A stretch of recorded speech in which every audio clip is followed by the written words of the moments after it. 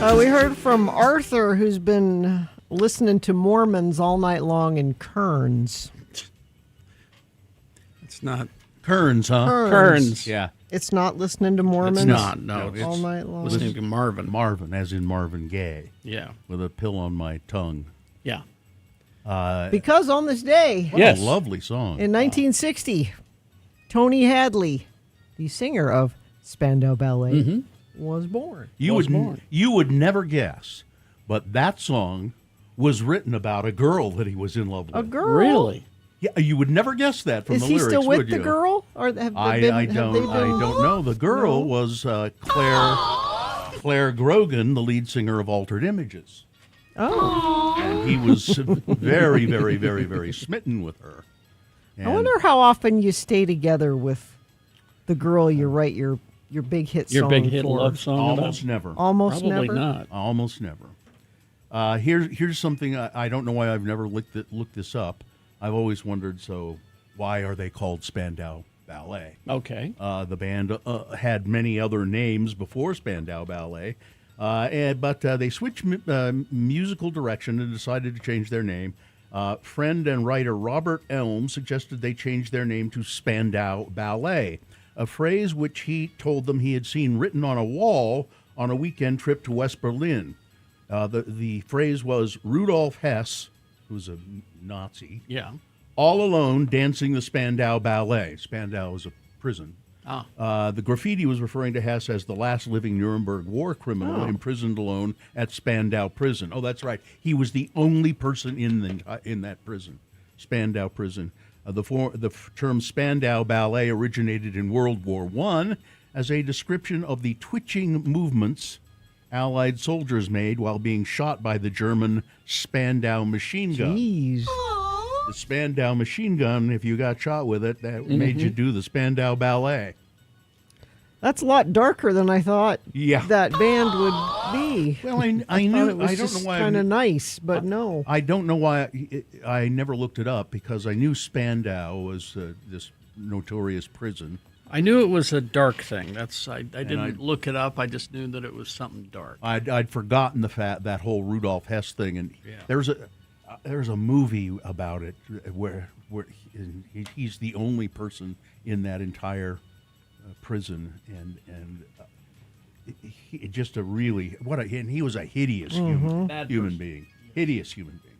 But just a beautiful song, though. I mean, it's. So I mean, you're not expecting yeah. dark backstory of name of band with that. Yeah, song. well, who knows what they did when they weren't singing. I wonder if he did. So let's see if he ever really. That did he- anything Claire yeah. Grogan. Oh no, he married somebody else. I looked it up. Uh-huh. He had 3 children with his first wife, Leonie. Leonie? Not that person. Uh, He's currently married to Allison Evers, whoever that is. I don't know that I can name any other Spandau Ballet. I'm sorry that the chairs are Not sure I can either. I left them here, I could have sworn. This is one that we played briefly. These are my salad days, slowly being eaten away. Just another play for today. Oh, but I'm proud of you, but I'm proud of you. Nothing left to make me feel small. What's it called? Luck has left me standing so tall. It's coming. Gold, always Okay, I remember it. You remember this one, don't you? yeah. You've got the power to know you're indestructible. Always believing you are gold. You're not great. There were several bands like that we used to play. Prefab Sprout was another Sure. one. Appetite. And there's a song by an album by Prefab Sprout, which is hard to say, called I can't think of the name of it now, but it's just the whole record is just beautiful. It's just great, one great song after another.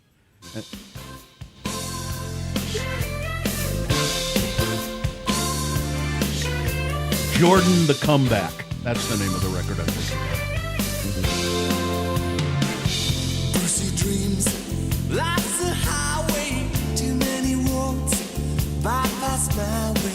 that 80s British It was called the New Romantic. New Romantic. That's right. Yeah. Yeah, that kind of hipster sort of, smooth. When I was playing the Spandau Ballet, Ed texted in and says, "Is Chet Tap okay?" So Chet's the one who really turned me on to prefab Oh, Sprout. sure. Oh, of course. And if you ever just want to have Carrie, when you get home, just put on that whole record. Oh, I have it somewhere. Jordan, the comeback. I've got it somewhere. It's just dreamy and beautiful. It's in a stack of CDs somewhere that I have, I'm sure. This has been Farting Around with Carrie, Bill, and Gina on X96, Radio from Hell. Yeah, that's true. Farting around about Spandau Ballet. And we'll take a break here, and then we'll come back, and you can check in with us. Yesterday, we were farting around about the Commodores and Lionel Richie, and someone has taken big exception with my thoughts about this. I'll read that email when we come back. Okay. But you guys can, you can check in with anything you want. 877-602-9696. A little later in the show, we're going to be trying to put together some your memories of the Radio from Hell show from the past 40 years. But you could do that in check-in if you want to. 877-602-9696, or you can text us at 33986. Need some geek.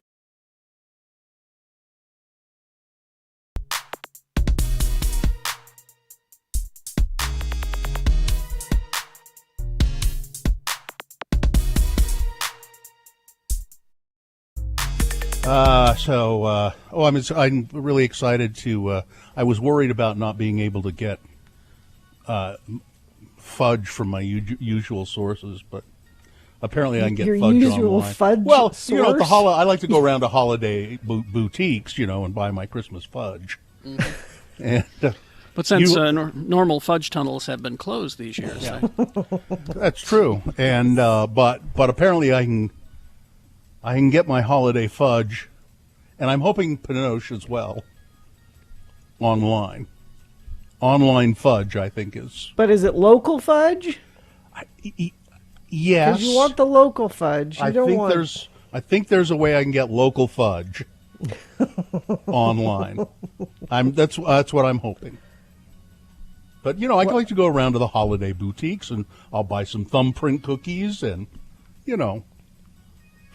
holiday fudge. Do you like nuts in your fudge? Or are you just straight ahead fudge? I like corn. Sorry. I'm sorry. We're just going to leave you hanging there on that one. Yeah, We're I'm just gonna sorry. let I you- don't know. That was terrible. We're I'm just sorry. going to let you. There's No, a body in the street, and we're walking away from it. That's just, No, nutty fudge. Nutty fudge is okay. Yeah, just don't overdo it with the nuts and the fudge. But I don't understand fudge. You've been going on and on about it, and you don't get it? I don't understand it. It's like you're eating a giant square of frosting, yeah. right? I mean, It's for people who don't like brownies. yes. You can't eat a lot of fudge. Fudge is like a it's like that much. Side tiny. It's like a mouthful, and Yeah. that's all you need. There's fudge in the Biden White House. Yeah.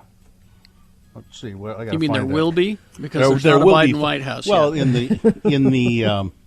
the cabinet, There's the promise of fudge. there is fudge in the cabinet, in Biden's cabinet. There's a director or secretary of... Marsha Louise Fudge. Oh, okay. She's an American politician. She's in the House of Representatives, but I think she's been asked by Biden to be Agriculture Secretary.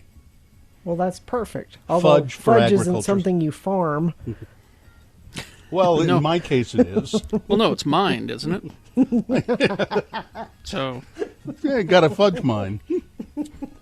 mining for Yeah, fudge. you drill for it sometimes. In the fudge caves. You can either drill for it or mine for it. Oh, there's a cave. There's caves. There are fudge caves, yeah. Yes. Those are very, very rare, but that's natural fudge. It's hard That's the best kind. to Are we find. done yet with this? Well, and, they they have special containers called fudgeware that they pack it in, and that's all I'm saying. about that. Now we're walking really away got- from the body that you are in the Yep. street. I am out. I make one corn comment. I'm out. Mine was a little bit more subtle. All right, Yeah, sure was. it was. All right.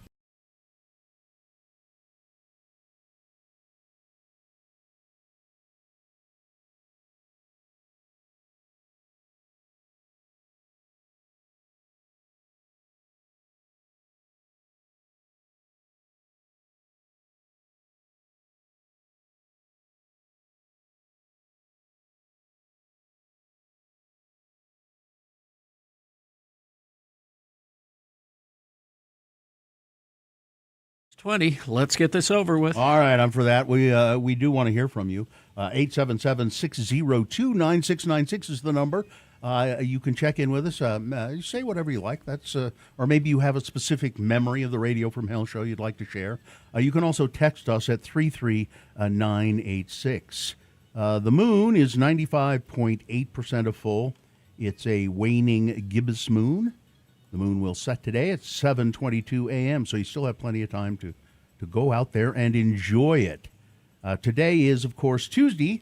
It's the second day of June in the year of our Lord Jesus Christ, 2026. It's American Indian Citizenship Day. It was on this day in 1924 that the Indian Citizenship Act by Congress granted citizenship to all American Indians born in the United States. Which is Wasn't that nice of ridiculous. us? Yeah. How aren't we? Shouldn't it have been the what other a- way around? what a Shouldn't they gr- have said, "All right, you can stay here"? What a great gift we gave to the indigenous peoples. of Don't this worry. I'm land. sure Stephen Miller's trying to find a way to get rid of that. It's National Bubba Day. Hey, Bubba, how you doing, Bubba? National Rotisserie Chicken Day. I love a rotisserie chicken, a Costco rotisserie chicken. One of these days, I'm going to go buy a rotisserie chicken at Costco and take it home and sit down at the dinner table and eat the whole Just damn you. thing. Yeah, All by just me. yourself. Just me. It's National Leave the Office Early Day. Okay. We That'd just be got now. here. but Like yeah, you, This would be pretty early. like you need to be encouraged. Yeah. This is an all-new edition of the show for people who feel like hell in the morning. It's Radio from Hell, starring the Lords of Morning Radio. It's Kerry Jackson right there, putting on his work chapeau. I'm Bill Allred. Hi.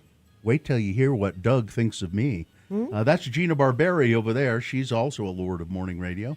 Katie for short is our producer in the booth. Hi, Katie. Who's that? Oh, it's Lakai helping out there in the booth today. And the dog, Vax, is snoozing away as usual. So if Lakai is in the booth today, I don't suppose Lakai is in the back. No. She No. can't So be in she's- two places at once. Well, I don't know that. Maybe she can. She's pretty good. So check-ins. Yesterday during the farting around, we were talking about we had the Commodores, and then we played Lionel Richie, and I said I like the Commodores. Do you recall that? Sure, I like the Commodores, but I just really don't care for Lionel Richie at all. Don't care for Lionel Richie, and I also at some point made some comment about Martina McBride pulling out of the. Yes. And I don't remember exactly what I said about Martina McBride, but who cares? So here's what Doug says as he sends me an email. So, neither the Commodores nor Martina McBride have any talent? I didn't. I think that is what you said. There are Yeah. a bunch of people with no talent pulled out of. Yeah. I didn't say that about the Commodores. Well, the Commodores were on that bill, and I Well, think you said yeah. everybody is no talent, is what you didn't that is- specifically that say. is true. Yeah, you didn't Yes. specifically say the Commodores. You said everybody on that ticket has no talent. Mostly. Okay. Is the decades of listening to your show, in the decades of listening to your show, I've noticed your talent for talking ass about people you don't know, don't know anything about, and most importantly, are not around to defend themselves. Typical fat, arrogant old white guy at work. Wow. Hope I die before I get old. Well. Love, Doug. Well, he said love. No, he didn't. I added that. Oh. That's pretty harsh. Yeah. pretty. I think it's incumbent upon you, Bill, to get to know the Commodores personally. Like, I like the Commodore's music. I was not thinking about them when I said there was nobody. Was there anybody else on the bill that had talent? I mean, Martina McBride is a talented person, and she's not super MAGA-y or anything. Well, Sean Hannity has used her song to open his show for years. Well, Rush Limbaugh used Chrissy That's true. Hynde, That's so true. I wouldn't. Against Chrissy Hines' Yeah. will. Chrissy fought that. Martina McBride is happy to have Sean Hannity use her. I don't know that you know that. I do know that. How do you know I that? read it somewhere. As a matter of fact, I think I read something about she was worried by pulling out of the show it hit. And I don't know if he still uses it, but I think I thought read she was a something. woke lefty. Yeah. That's what I keep reading about her. That she's a woke Well, lefty. I admit I have not really looked into it, so I'll do that. But Doug, But check-ins. Yes. We're supposed to be doing check-ins yes. here. Let's continue. All right. Let's go to Mike in Nashville. Uh-oh. Gina. I got in trouble. I got a card from Mike. Oh, damn it. Oh, now she run out of the room, Mike. Hi, Mike. She just ran out of the room. I just sent her running. You're the only one only one who can make her move. So I got this card from you. It says 40th is the new Who Gives an S on it with a dog. Oh. There's a dog there, and you open it up, and it says donation has been made on your behalf to the Human Fund. Oh. And is that Jason Alexander, or Yeah. is he's the face of the Human Yeah, Fund? he George Costanza actually is the person behind the Human Fund. Oh, Money I for remember that. Yeah, Yeah. I remember that. Celebrate it Right, however that you was want. his fake Yeah. charity. Right. Well, thanks for donating to a fake charity. And thanks You're for, quite welcome. Okay, Gina's back.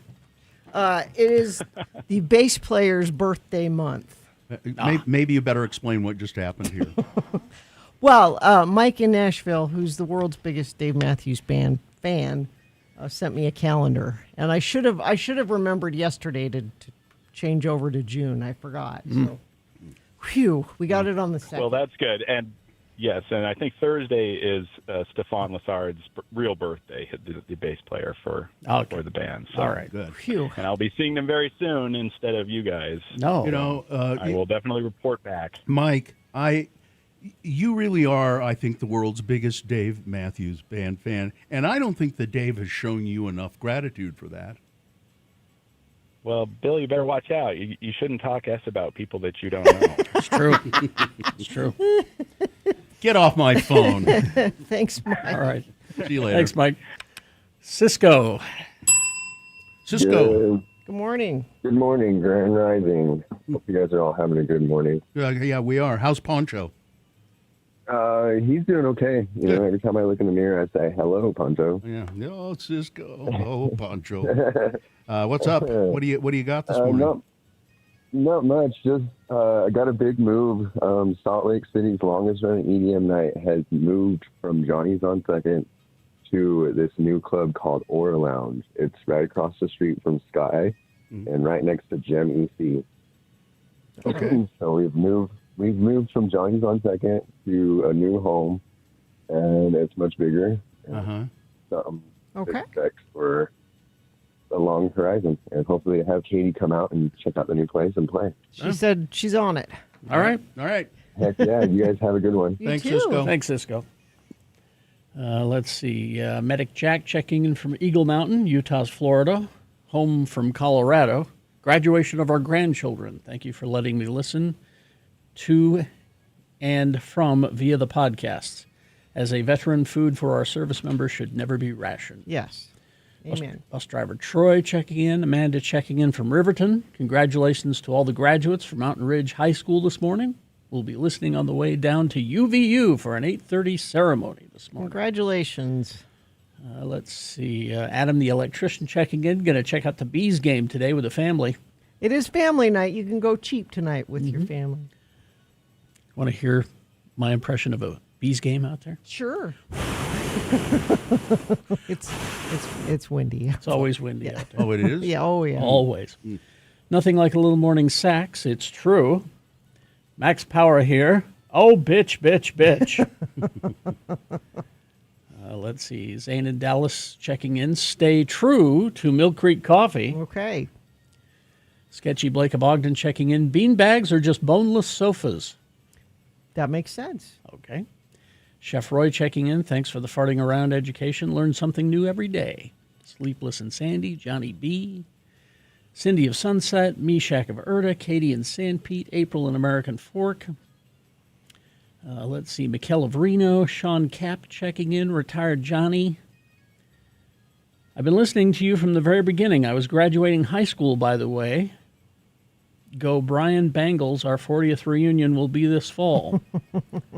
Oh, but Brighton Bengals. Must be Brighton. Yeah, The Brighton Brighton Bengals. Bengals. Yeah, that's- Bengals? Yeah. Yeah, Speech as to in, text is not your friend, sir. yeah, as in tigers. Yeah. All right. Eric in Purgatory. Calvin from the Dell.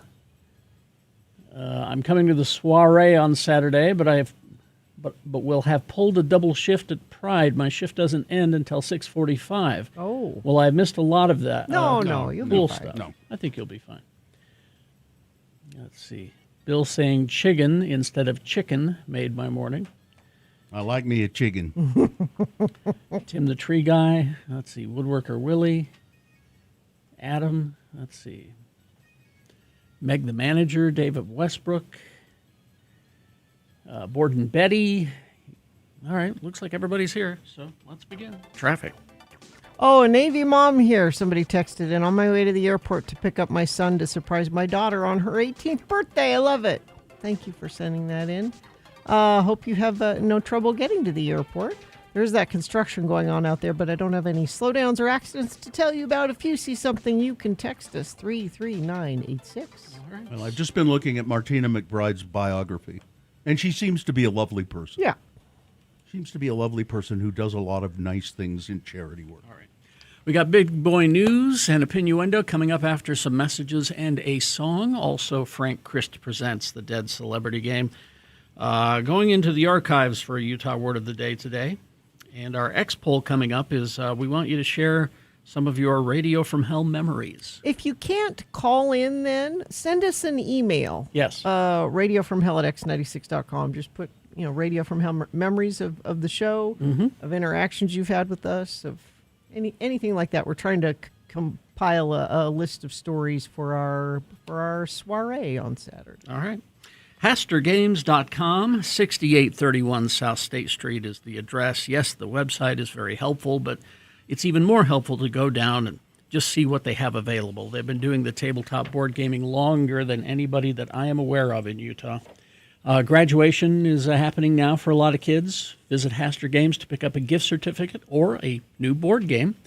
Unplug and enter a whole new world with a new board game from Haster Games. For board games like Magic the Gathering, Dungeons & Dragons, dice, figures, paints, all the latest board games, Haster has it. They have a selection of family board games, traditional board games, but they specialize in the role-playing stuff. The grimdark future of the 41st millennium is shaking with a new release for Warhammer 40K. Protect the Imperium from large threats with the new Imperial Knight Destrier, or serve the forces of chaos with the new Iron Warriors Combat Patrol, and more. All available at Haster Games. Stop by the store, 6831 South State Street. You can go to HasterGames.com, but it's best if you just go see Cthulhu Bob in person, 6831 South State Street. Listen to Radio. Vaxedan, our radio pup, finally has a sponsor. It's Zero Res, and this time of year brings a lot of dirt and things through your house, damaging your carpets. Vax says book your carpet cleaning appointment today. Not only do you get the 4th room free, but your animals will thank you with extra love. Go to ZeroRes.com today. So you had the Cheerios. Yeah, they were tricky to find.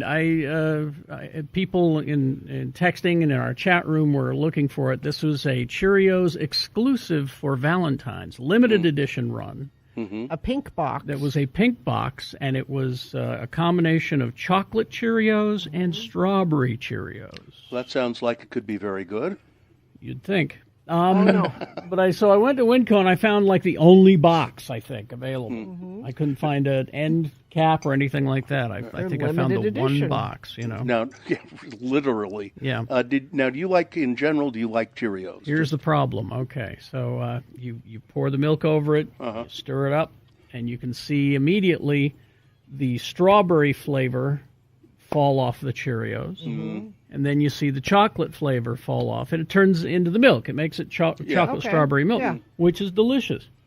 Which means you're stuck with a bowl of Cheerios now. So that's the hate only Cheerios? problem. So you don't really Not- care for Cheerios. Not that I hate Cheerios. I just prefer other cereals. If you're a Cheerios fan, this is a wonderful thing. But I like Cheerios quite a bit. I haven't had them for a long time. for me personally, it's just okay. So they just have chocolate and strawberry dust on them. Yeah, well, the chocolate Cheerios are chocolate. They're brown all the way okay. all the way through. So All there right. must be maybe some sort of flavor. Or maybe it's just coloring. I don't know. See, I like they have these Cheerios almond clusters, Oh, those are good. which are really good. Oh yeah, people used to make those homemade. Yeah. I like those. So I found a list here, Gina, that sort of has to do with food as well. Okay. Okay. And it's a list that you would find very important. I Let think. me see. We got a couple of minutes here. Sure. Okay. It's this was in the New York Times actually, and it's by J. Kanji Lopez Alt, who is a big deal in the food world. Okay. The food expiration dates that you should actually follow. Yes, Okay. because I don't like All right. food that is expired. Well, the first thing you should know is expiration dates on food are not expiration dates. Yeah.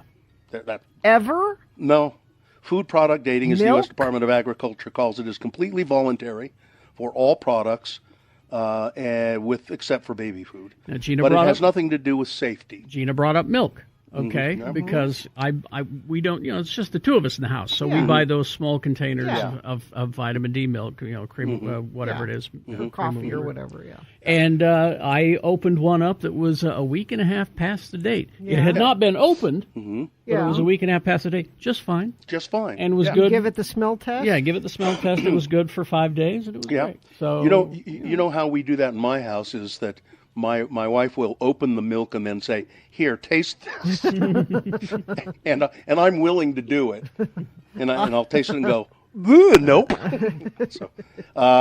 So here's some of the food items and their expiration dates. Now there's an expiration date on flour, but you Yeah. can use it. It'll last forever. Is it unless gets- there's a difference between expiration dates and best of dates. That's a different thing. Well, that's or sell by dates. or sell by, yeah. Yeah, but people think they're all the same.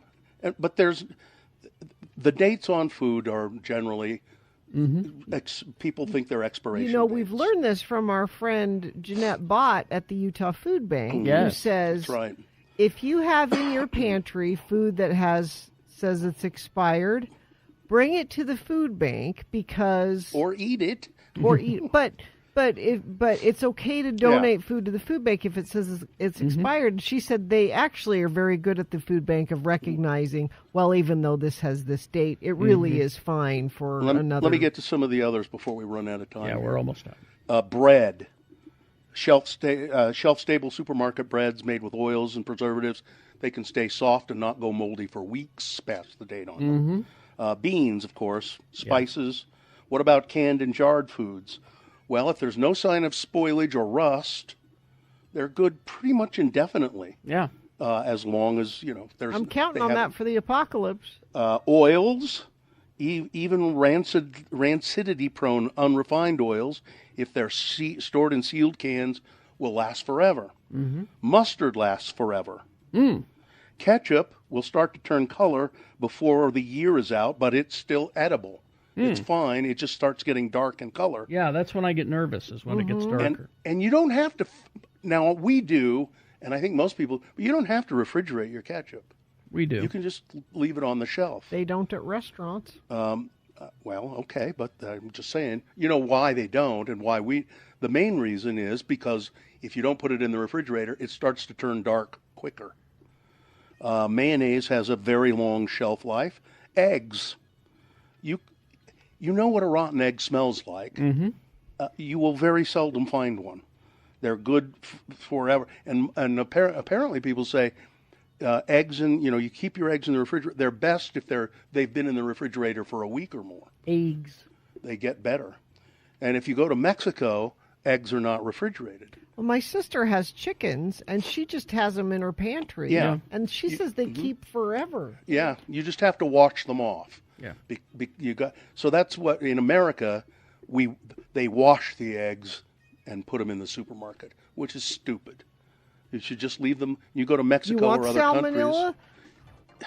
You like salmonella? Yeah, that's right. No, I want ants. Oh, here's milk, Carrie. Yes. Milk says milk does go bad, but it'll take a long time past the date on it. And if you want super long-lasting milk, they do have this ultra-high temperature milk in cartons. Yeah, the lactose-free, it lasts longer too. Yeah.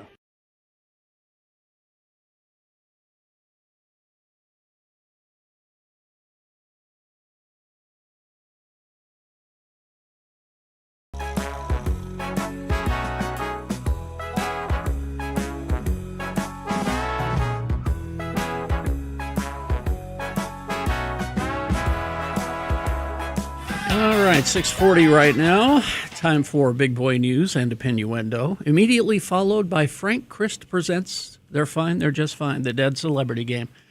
Going to give you a list of 4 celebrity names. 3 of those celebrities, they're just fine. One of them is dead. And if you pick the dead one correctly, you're going to win Tickets to Imaginaria at Thanksgiving Point. You're going to get those Imaginaria tickets at 877-602-9696. And all you got to do is sit through a game of Frank Christ Presents coming up.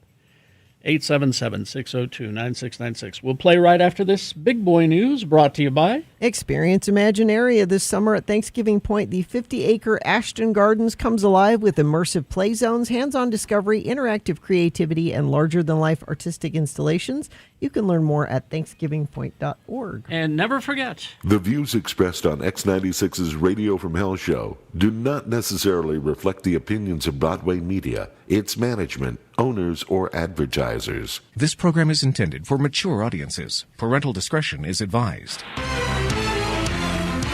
Clint Eastwood turns 96 years old today. Wow. And despite rumors that he might be making another film, it's been mostly quiet on that front. Many expected Juror number 2, which was released in 2024 and got really quite good reviews, as I recall. Most people said that they thought that would be his swan song, and maybe it will be, despite some indications that he wanted to direct another film. A much-quoted THR article claimed that with Juror number 2, Eastwood wanted to find one last project in order to be able to ride off into the sunset with his head held high. It was being touted as his final film. Now we have a more recent interview, recently unearthed, with Kyle Eastwood, his son, which has him saying, no, my father has retired. I mean, good Lord. He says, I have great many memories working with him. He's retired now. He's 95 years old at the time of the interview. I was lucky to be able to work with him on so many films. That was a wonderful experience for me. He's just going to spend the rest of his days talking to that chair. It's funny. I think back, and when I was a kid, Clint Eastwood was becoming a big star on television in Wagon Train, I think it was. And he played a character named Rowdy Yates, and he was Rawhide. Rawhide, that's right, Rawhide. And he was just handsome and dashing, and then he got into those Italian movies, the Spaghetti Westerns. Yeah, spaghetti westerns. Good, the Bad, and the Ugly, and all of those, and that sort of made him. But all along, he wanted to direct, and then he did, and he's really had quite a career. Well, this is interesting. The chair of the powerful Utah board that approved the development of a massive data center in Box Elder County now says that celebrity investor Kevin O'Leary's hyperscale data center plan is too large and needs greater community oversight. Quote, I have sent a letter directly to Kevin O'Leary calling for a 75% reduction in the proposed data center project area from 40,000 acres to approximately 10,000 acres, Senate President J. Stewart Adams said in a statement Monday announcing he'd written to O'Leary. The Utah politician's backpedaling comes after a month of intense public pressure against the data center, which Adams acknowledged Monday, citing public feedback and further review as his reason to call for scaling back the project. Oh, he's in a re-election campaign. Here's the good news. This is proof that you can voice your feelings on things like this, and if enough people do it, they will listen. Well, we'll see how that goes. Yeah. I'm not just because he's written Kevin O'Leary a letter. That don't. No, it's not over, but it's don't mean nothing to having me. it's having an impact. They are nervous that people are upset about this, and that's good. The public letter to O'Leary also comes weeks before Adams faces multiple Republican challengers in the GOP Senate District 7 primary election. The Senate president has received huge sums of campaign money from companies and lobbyists with development projects associated with the Military Installation Development Authority, which he chairs. Yeah. Adams said he is also requiring that excess water at the development be sent to the drying Great Salt Lake. I am demanding greater transparency, stronger conservation commitments, and enhanced protections for Utah's natural resources as this project moves through the review process. Now, all this Utah being, can pursue economic opportunity while protecting our air, water, wildlife, and communities. all this being said, it's still going to happen. They aren't going to stop it. But It's But he Maybe- wrote a strongly worded letter. That's a very Democrat thing to do. Well, but he maybe said there will he be said- some concessions made. Maybe. He said if they reduce the size of it, if they're going to build it, if they did it on a smaller scale, that would. But Kevin O'Leary has said, and I don't know if you have that. The Tribune interviewed him. He's like, no, and I'm going to do what I I'm want to going to do do. what I want to do, Yeah. and you can't stop me. But I sent a strongly worded letter. Box Elder County leaders said Monday that they are now reviewing the executive order issued by Governor Spencer Cox that will set new guidelines for data centers in the state, which. So I'm sure glad he did that. After Cox's order came after weeks of backlash against the proposed Stratos project. County officials shared a statement about the executive order saying, at this time, the county is still reviewing the order and any potential impact it may have on state-level processes related to Stratos. We'll see. We'll see.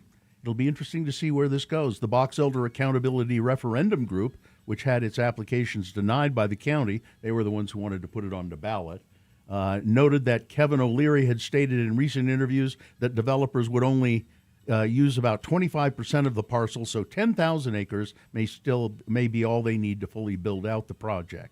We'll see. We'll see.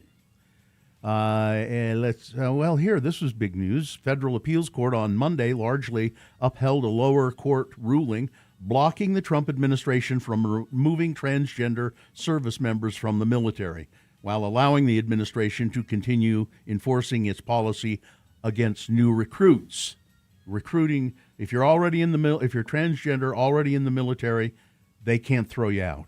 The lawsuit was filed by a group of transgender active duty service members and prospective recruits challenging the executive order signed by Donald Trump and a subsequent Pentagon policy issued by Pete Hegseth. The court expressed skepticism about the policy's legality and allowed the injunction to remain in effect while the case proceeds. There are approximately 4,200 transgender service members in the United States military, according to the Department of Defense. Were being kicked out, but then denied their pension. Losing all their pension, their benefits, all of that. The ruling is not a final decision. Instead, it determines what parts of the policy can remain in effect while the lawsuit continues in the lower court. This is a huge relief for those service members and their families. I believe it was a recent This American Life. Mm-hmm. Go listen to it. It's the whole thing is about it. It's a transgender military person and her family and her wife and her children and what this is doing to them and it's really telling. And it's the one thing that really struck me too is they were talking about, well, what's it like to be transgender and in the service? Do you have? Hegseth keeps saying, oh, this causes troop disruptions and people don't like it and they don't trust. She said, I've never had a single problem. No. People have always been exceptionally supportive of me, as a matter of fact. My military comrades have always supported me, and I've supported them. And I mean, it just made me feel horrible. Mm-hmm. Attorneys for the man accused of killing Charlie Kirk are asking for the criminal case against him to be paused, so he can appeal a judge's ruling allowing cameras in the courtroom. Tyler Robinson's legal team sought a ban on cameras because they say Overwhelming negative publicity generated by videos and photos taken in the courtroom could prejudice him at the trial. 4th District Judge Tony Graff ruled against them, deciding that cameras should keep rolling with strict rules and limitations. And now defense attorneys are asking the judge to pause the case, including canceling a 5-day preliminary hearing planned for July while they appeal the decision to the Utah Supreme Court. The preliminary hearing is supposed to mark the first substantial evidence related to Kirk's fatal shooting is discussed in court. This will just continue to sort of drag on and in and out. The Great American State Fair, part of the 250th birthday party for the United States that will take over the National Mall for 2 weeks in Washington, D.C. this summer, began to unravel in spectacular fashion last week when the headlining musical acts, such as they were, began to bow out one after another barely hours after being announced. On Saturday, clearly enraged Donald Trump took to Truth Social to mock the artists who canceled, musing that he would replace them with himself, the number one attraction anywhere in the world, as he said. Not exactly an inspiring start to these festivities, certainly, but it did offer a fairly revealing look at what has happened to Trump brand. And now the people who have been pulling out. Now, Vanilla Ice, I think, is still there. He's sticking around. Yeah. But people like Martina McBride and Brett Michaels, the Commodores, Morris Day, and the Time of all. And I think they're a little worried, based on their statements, by pulling out, that they're going to. They'll get backlash, I'm sure. That they will anger the MAGA faithful. But McBride's decision may be the most striking, not just for what she said, but because of the audience she represents, reflecting the sentiment of other acts who bailed. The Grammy-nominated singer said that she was misled to believe the fair was a nonpartisan event, like many other wholesome state fairs she performs at. I've spent my entire career singing songs about real people with real issues. I've been blessed with the opportunity to be a voice for those who have felt like they didn't have one. It greatly upsets me that any fan who has been moved by my music may now feel like I'm abandoning the meaning behind those songs. I assure you that's not the case, she said. Let's see. How much time do we have here? Probably ought to wrap it up. Let me do one quick story here then. How about a woman who lost her beloved dog, had his ashes mixed with ink that she used for her permanent eyeliner tattoo. Ew, explaining he's going to be there a long time.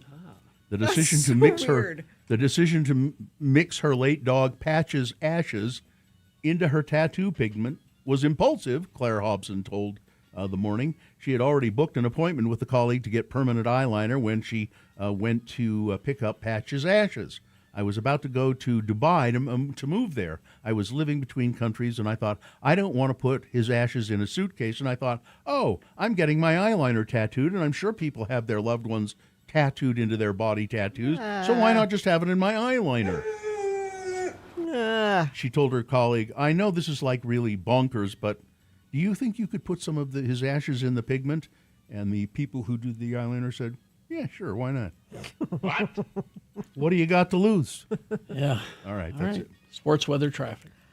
And then there were two. This year's Stanley Cup final comes down to a pair of dominant sides with flurrying momentum. The East, proudly represented by the Carolina Hurricanes, which they don't call them that in the East. Hurricanes. They're the Hurricanes, but here they're the Hurricanes. They're 12-1 through 3 convincing playoff advancements. The West counters with the formidable Vegas Golden Knights, who just stunned and swept the President's Trophy winners.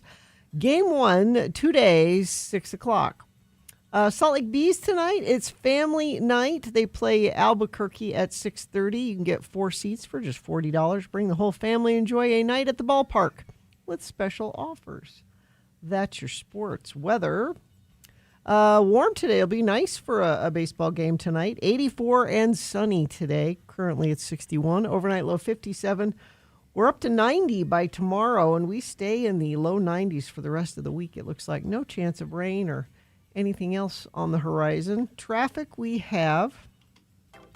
Southbound I-15 at 33rd South in South Salt Lake. That's exit ramp right lane there blocked. Crash southbound I-15 5th West in Bountiful, right shoulder affected. And whatever you're seeing on the roads, or you want to correct me on sports, or not correct me, give me a heads up. Someone says the Women's College World Series of Softball is going on too. The first game of the finals is Wednesday. Texas Tech versus Texas. Okay, send me that too. Yeah, I didn't know. 33986. Oh, Frank, good morning. Oh, hello, everyone. It's Frank Christ, ladies and gentlemen, again in our studio. He appears here, I don't know how to describe it.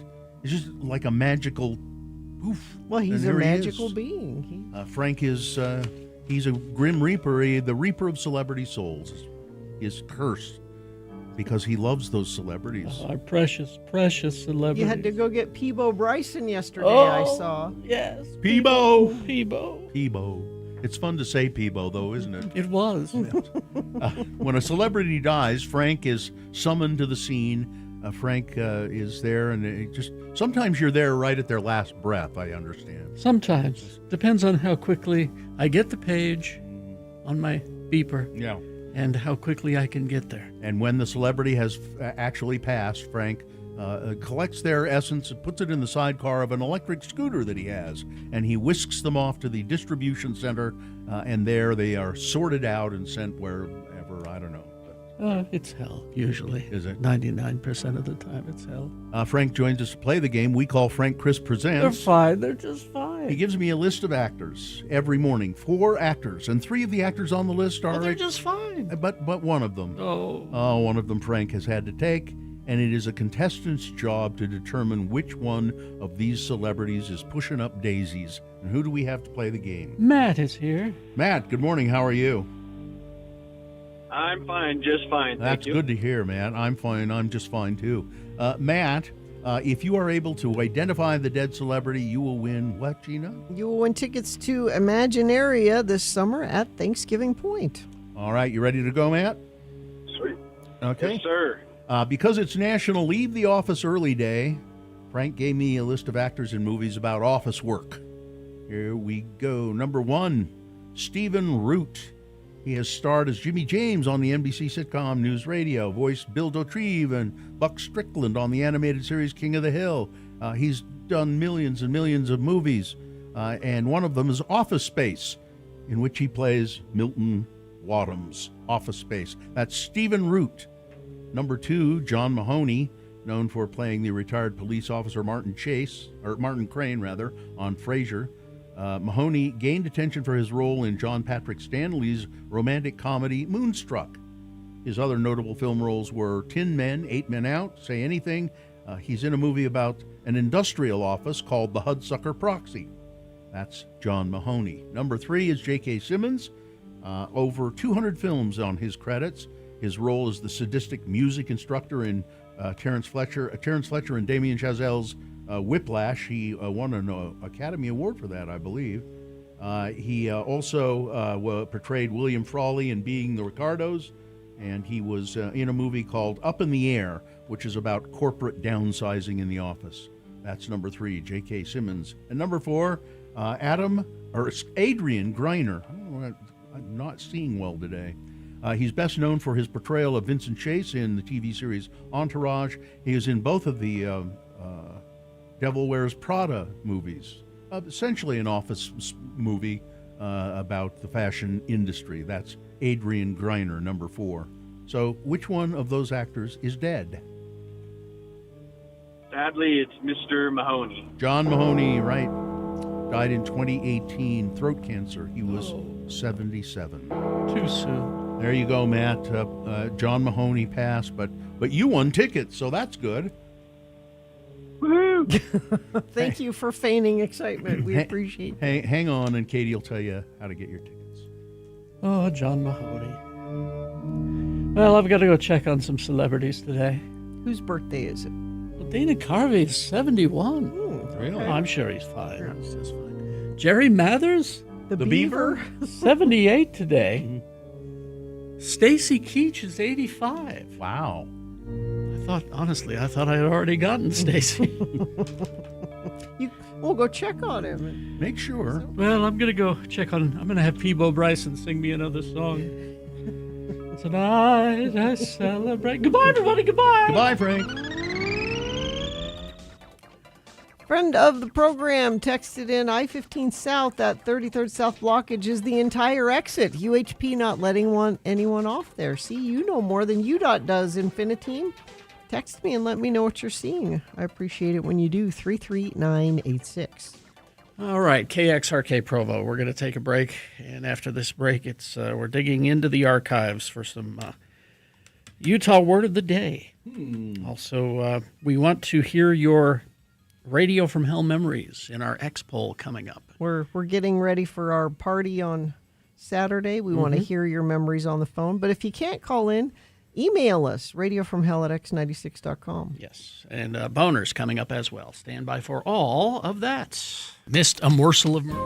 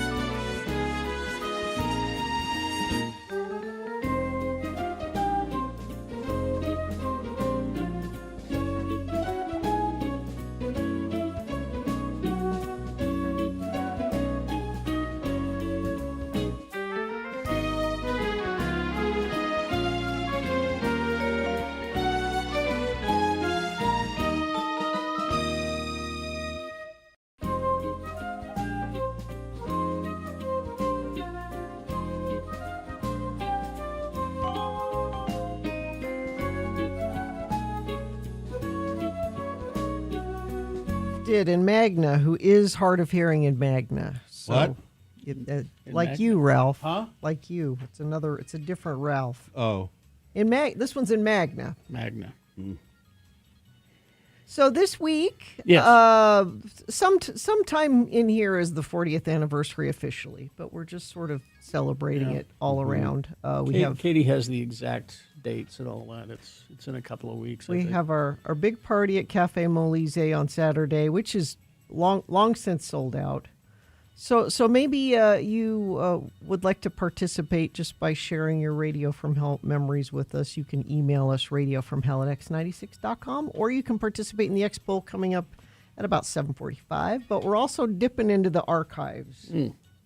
This is one of the older Utah words of the day. This is from our when we were celebrating our 5,000th episode. Man. Yeah. That was a while ago. All this talk is making me tired. I won't lie to you. Well, and it also it's odd because of how much I don't remember. Mm-hmm. That's another thing. Yeah. Yeah, people will remind me of something and I'll go, "What? We did that? What?" Or I'll look at a picture and I'll go, "I have no idea what I'm doing in this picture." Yeah. June 9th is the actual 40th anniversary. Okay. But anyway, here we go. This is from the 5,000th episode Utah Word of the Day. Today, we examine another group of words used by most Utahns called L words, or words that end in ELL. Oh, yeah. And to help you with today's lesson, each time an L word is used in the following dialogue, a bell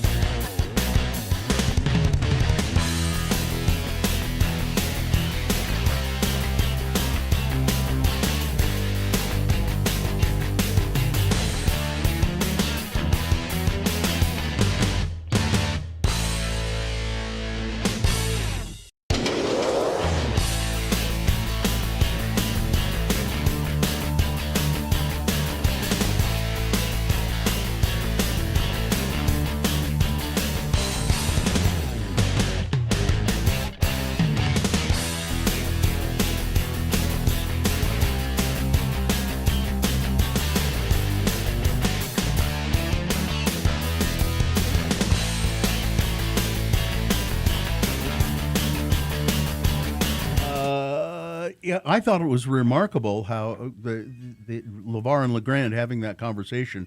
They knew exactly where to pause when somebody rang a bell. Yeah, a bell. It was nice that they did that.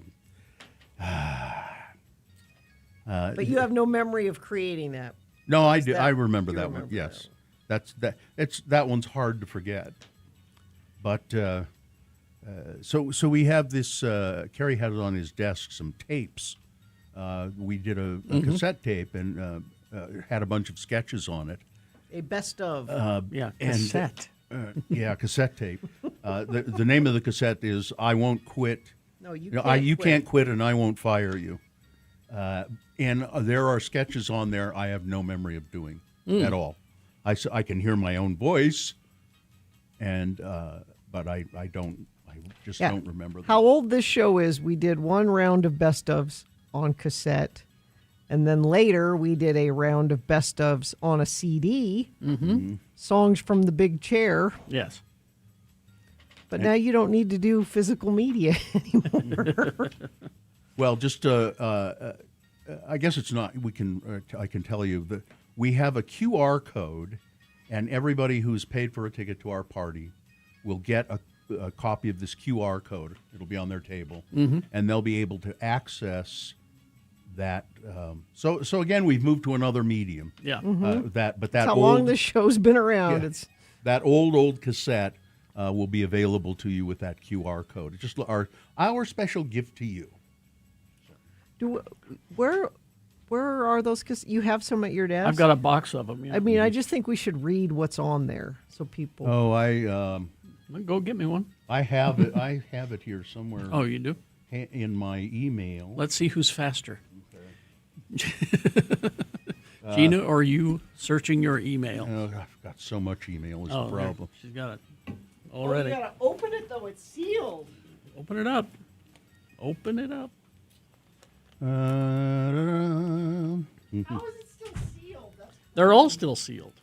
What do you mean? How is it? Nobody played it. Yeah, nobody bought It it. has sat in a box for. Nobody wanted That's it. got to be 1990. Well, I'll say this: when Doug was converting it to digital, he broke 3 of them. The tape was brittle. Because the tape Okay, was here's brittle. what they are. Well, I just got it open. Track 1, Raises. Then there's a track called Cowboy Poetry, which is the Conrad Skinner. Conway. Conway Skinner. Then there's a.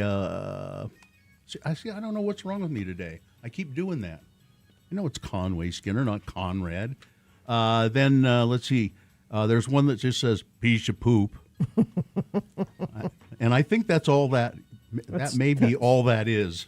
That's just Ben Ben Reed Reed saying piece of poop. No, because it's a sketch. Is there a sketch Yeah, around that? there's a whole sketch around it. Ben Reed's there. Shauna Parsons. Time for Cake. Cousin Brad is there. Devil's Food Cake. Cruising for Chicks. Things Men Would Never Say is another Things sketch. heterosexual men would never say. It's just things men would never say. Space Elders versus the Borg Queen. I'm on that one. The X96 Files, an episode of that. I'm on that one. Churro Stand. I think Carrie and Bill decided they would open a churro stand. as I recall. Another cowboy poetry tryouts. Were we auditioning somebody to replace Conway Skinner? No, he was trying to get into the Utah Arts Festival cowboy poetry reading. Cheese Fries. That's my grandmother yelling at us about the cheese fries. Space Elders versus Darth Vader. This is so a long time ago. Carrie and I were talking, and I don't know if you were on the show then, Gina. We were talking about what's really the funniest things you can have on the radio. What some of the funniest things you can have? Farting is funny. Farts are funny. And then we said, and you know what else is funny is monkeys are always really funny. So if you have a farting monkey, that's the height of hilarity. And so that's what this is. So you're going to get the sound effect of the farting monkey on Excellent. on this cassette. Oh, now here's one that things that heterosexual men never say. Yeah. And then Santa's Helpers, which I don't Which I don't remember. remember what Somebody that is. says, "What about J.R. Tallywhack?" Hacker. It is not on this cassette. Do we have that somewhere? We do have it somewhere. Yeah. Oh. I've still got and it the somewhere. what was the Elvis that was the personal vibrator? Pocket Elvis. The Pocket Elvis. Yes. All right. And the Deseret Inn. What about the Deseret yeah. Inn? I loved the Deseret Inn. Casino for Mormons. A Mormon-themed casino. Yes. Let's see. Crash northbound I-15 just south of Bangor. Left lane blocked. Crash eastbound 3rd East 146 North. Where's that? I don't know. Do you know where that is? No idea. Crash southbound I-15 5th West in Bountiful. And whatever you're seeing, 33986. All right. All right, here are the boner candidates you'll vote for momentarily. Number 1, he had his chimichanga out. Boner candidate number 2, oh, come on, dudes, it was just a joke. And boner candidate number 3, he is a despicable, pizza dink. All right, boner of the day, big boy news, all coming up after these messages and a song. Stand by. Guess who's coming to my house on Wednesday? Ooh. Guess who's coming to my house Thursday? Why are you having them at your house? Shower heads and some filters. And we're talking about Larson HVAC and Plumbing. And this phone number I'm going to give you, that's just Sean Larson's cell phone. Yeah. 801-930-5450. I called them yesterday because I've got some issues in my laundry room. I said, help. He's like, we'll be right over. They're coming on Thursday. It's the kind of people they are. Mm-hmm. And a lot of homeowners don't give a lot of thought to their water heater until it's not working. Don't wait till then. Have Larson come out and check it out. Most people don't realize water heaters can start having problems once they're around 6 years old. I bet yours is older than that. That's why we recommend our friends at Larson HVAC and Plumbing to take a look before a small issue turns into a big mess. And right now, Larson is offering $600 off a new 50-gallon water heater. They won't just swap out the tank and leave. They'll make sure everything's brought up to current code, things like earthquake straps, expansion tanks, details that protect your long-term home, but integrity. The main reason we trust Larson. They're not there to sell you things you don't need. They're going to fix what needs fixing. Give them a call, 801-930-5450, or go to larsonhvac.com/x96. Summer is here.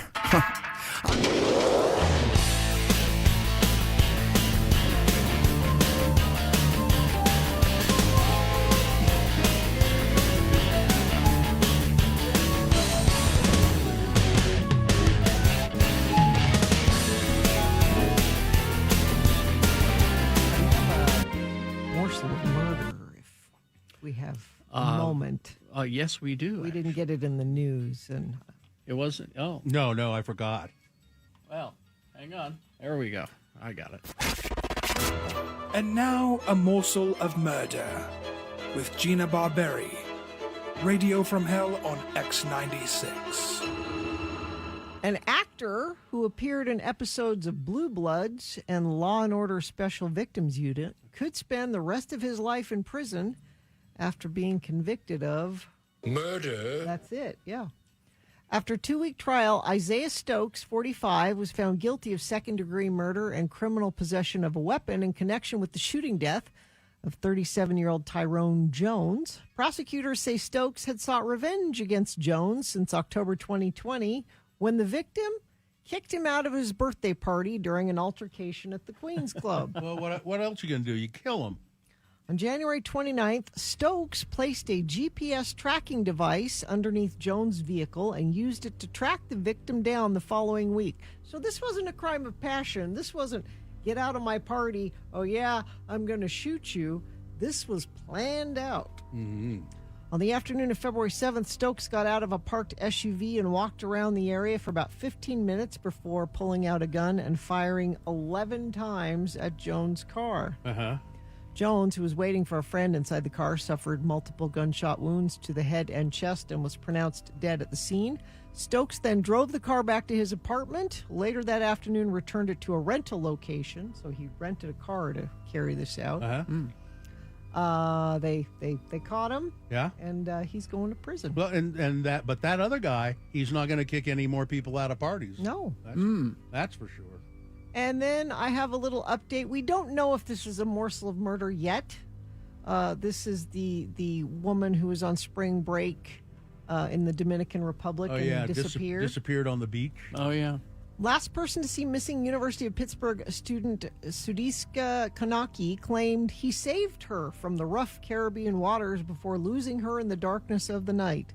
Minnesota College senior Joshua Reeby refused to answer several key questions as he described his final moments with Kanaki before she vanished. I was a lifesaver. I grabbed her and pulled her out, he said. So they're on camera. Clearly they're both drunk. She looks worse off than he does, kind of stumbling through the hotel. It could be. It could be, but so what he said is they waded out into waist-deep water and they were kissing. Yeah. All right. Strong surf came, knocked him down. Yeah. He swallowed water. He dragged her up onto the beach. Now he's saying that she stood up and walked away, and he was sick from swallowing the seawater. So he said, I turned around to throw up. Yeah. And when I was done, she was gone, and I assumed that she walked back to the hotel. Yeah. So he went back to the hotel and fell asleep in a chaise lounge, and then got up a little later and went to his room. That all seems plausible. And But Sue says she just spoke with a girl who was in the Dominican Republic like 3 weeks ago and said the water is super rough. Locals say that the surf is strong. Never like this time of year. Hurricane season kind of thing. But he refused to answer some questions. Like what? Like, who did you tell? Ugh. Like as soon as she was missing, who did you say? Oh, I was with her. He wasn't forthcoming right away about that. Well, as Ed says, always blame it on a shark. Sure. So I mean, it is possible that he was so drunk that he assumed she walked away and didn't. It's possible. Yeah. But you suspect. Well, I don't know. Gina, you always. Oh, come on. You always suspect murder. You always err on the side of murder. Yeah. Err on the side of murder. I am willing to reserve judgment now. Okay. What? I don't. Where's the Gina Barberi I know and love? I think it's plausible that they were both really drunk. What I wonder is why he didn't make sure she got back to the hotel. Well, see, there you are. There you go. Yeah. Yeah. Why wouldn't you do that? There you go. There's the person. There's the person who doesn't give anybody the benefit of a doubt. I'm just. Why wouldn't you make sure she got back? Yeah. Murder, he says. How gruesome. Gruesome. Well, yeah. I mean, if the weather is, making it so that Sue is like you with the whole murder thing. She's leaning towards accident. It could be and perhaps he just did not behave in a gentlemanly manner. And then there's that. I guess that's possible. Yes. What this tells me is never get drunk on the beach with somebody you barely know. That is good advice for lots of reasons.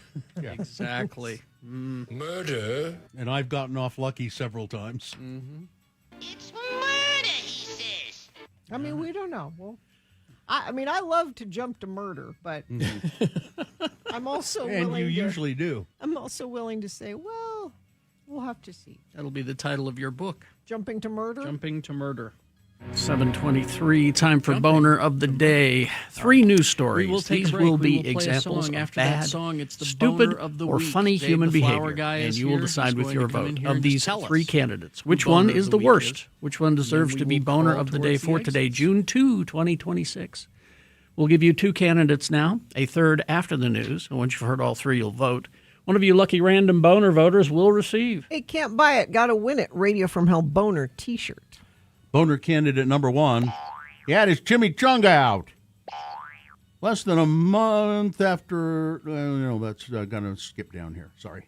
The Flagler County Sheriff's Office in Florida said that a 28-year-old man, one Brandon Irizarry, was arrested shortly before 1 a.m. on Thursday, May 28th, after employees at a Taco Bell on State Road 100 reported a man exposing himself near a side entrance of the restaurant, with the sheriffs joking that the man, quote, he had his chimichanga out in the dispatch. Deputies responding to the call said they found Mr. Irizarry still outside the building when they arrived and still with multiple layers of pants pulled down around his ankles. He appeared unaware that law enforcement was approaching before attempting to cover himself. He was taken into custody and charged with unlawful exposure of his sexual organs. As unusual as that arrest was, investigators say the strangest discovery came afterward. During a routine inventory of Mr. Irizarry's belongings, deputies found a live betta fish swimming inside of a plastic container stored in his backpack. It was his pet. Just carrying him around? Yeah. The fish was removed and transferred to a local humane society where staff reportedly said it was healthy and doing well. Deputies later gave the fish an appropriately fast food-themed nickname, Baja Blast. Flagler County He's Sheriff. blue, probably.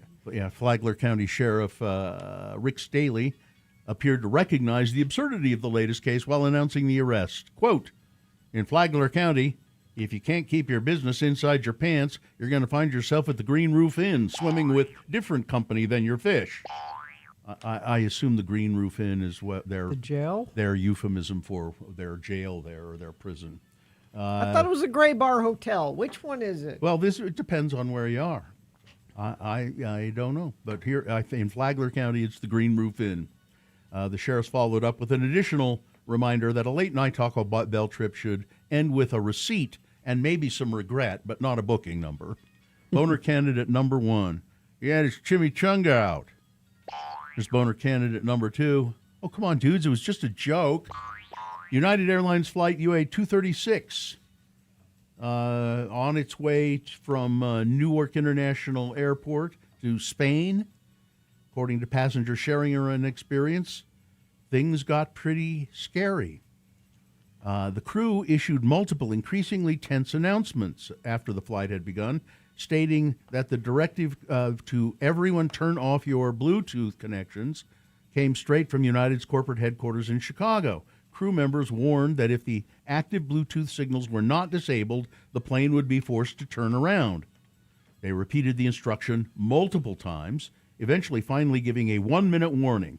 If all of these are not off in 1 minute, we will turn this plane around. They did not all go off. There were 2 still, and I don't know how they can. I guess they can. There's a way they can determine that and see it. Yeah. At least 2 active Bluetooth devices remained on, and the crew could not risk continuing across the ocean with what they said is an unresolved threat. Because you see, a 16-year-old kid had decided to name his Bluetooth speaker Bomb. Oh. Because he thought that would be funny. And he left it on because he thought that was funny. Were his parents on this plane? I don't know. It doesn't say. Because if that's happening and I lean over, even if I don't know if he's named it Bombed, I'm leaning over to my kid and saying, show me your phone that you have turned that off. Apparently he was there. That didn't happen. That obviously didn't happen. I wish you had been his mother, Gina, I know, and been there. They turned the plane. They were over the ocean, and they turned around, went back to Newark International Airport. Massive law enforcement presence there. All the passengers had to get off the plane. You know, just what a mess. He thought it was funny. Boner candidate number 2. Come on, dudes, it was just a joke. Coming up in a moment, boner candidate number 3. You know, he's a despicable self. Let's just face it, Pete's a dink. Boner candidate number 3 coming up after this. Big Boy News and Opinioendo. Brought to you by Missing or broken teeth, dentures holding you back? Stubbs Dental restores confidence with life-changing implants. Get your smile and your life back. Visit stubbsdental.com today. And always remember, don't ever forget. The views expressed on X96's Radio from Hell show do not necessarily reflect the opinions of Broadway Media, its management, owners, or advertisers. This program is intended for mature audiences. Parental discretion is advised. Well, before we go any further, I want to make sure that everyone gets this news. A commissioner overseeing the custody case involving Taylor Frankie Paul has lifted the order that requires the reality television star to have supervised visits with the son she shares with her ex-boyfriend, Dakota Mortensen. During the remote hearing on Monday, Taylor Frankie Paul sat in an office next to her attorney, Eric Swinyard, while Mr. Mortensen, Dakota, did not appear on camera. Earlier this year, Mortensen was granted custody of the couple's 2-year-old son, Ever, with Taylor Frankie Paul being restricted to just 8 hours of supervised visits per week after each party filed protective orders against one another. The action came as the accusations of violent behavior around children were shared by both Taylor Frankie Paul and Dakota Mortensen, including a video in which he was shown throwing a chair, which apparently struck her young daughter. Neither Taylor Frankie Paul nor Dakota Mortensen spoke during the 75-minute hearing, although their attorneys each claimed that the other party had acted inappropriately or failed to show a change of behavior. But the supervised order was lifted, and Taylor Frankie Paul can have unsupervised visits with her son Ever. They're both horrible people. So I'm glad we got that news out there. I know everybody was wondering. Beyond the legal challenges Donald Trump has faced, increasing pressure, both parties on Capitol Hill to torpedo the backlash fund, the slush fund, I should say. Trump is now backing off of his plan to establish this $1.8 billion fund to compensate people who claim that they were victims of unfair prosecution by the government. Two people familiar with the matter said that Trump had been leaning for days towards scrapping the fund, which critics have characterized as a scheme to reward Trump's political allies with public benefits. I don't see how you could see it any other way. Yeah. The administration signaled a retreat yesterday when the Justice Department said in a statement that it would abide by a federal judge's temporary order not to proceed with any steps to activate the fund until at least June 12th, when a hearing on the fund is scheduled. The department said the administration disagreed with the decision, but did not make clear whether it intended to fight the issue further in court. It was unclear whether getting rid of the fund how it would affect another part of the legal settlement in the case, which provides Donald Trump, his family, and his businesses with significant immunity from audits. Mm-hmm. Significant immunity means complete immunity. Yeah. And why they've put it on hold is because he was basically suing himself. Yeah. Yeah. And then going, well, I guess I need to settle this with myself, so I'm going to give myself this slush fund.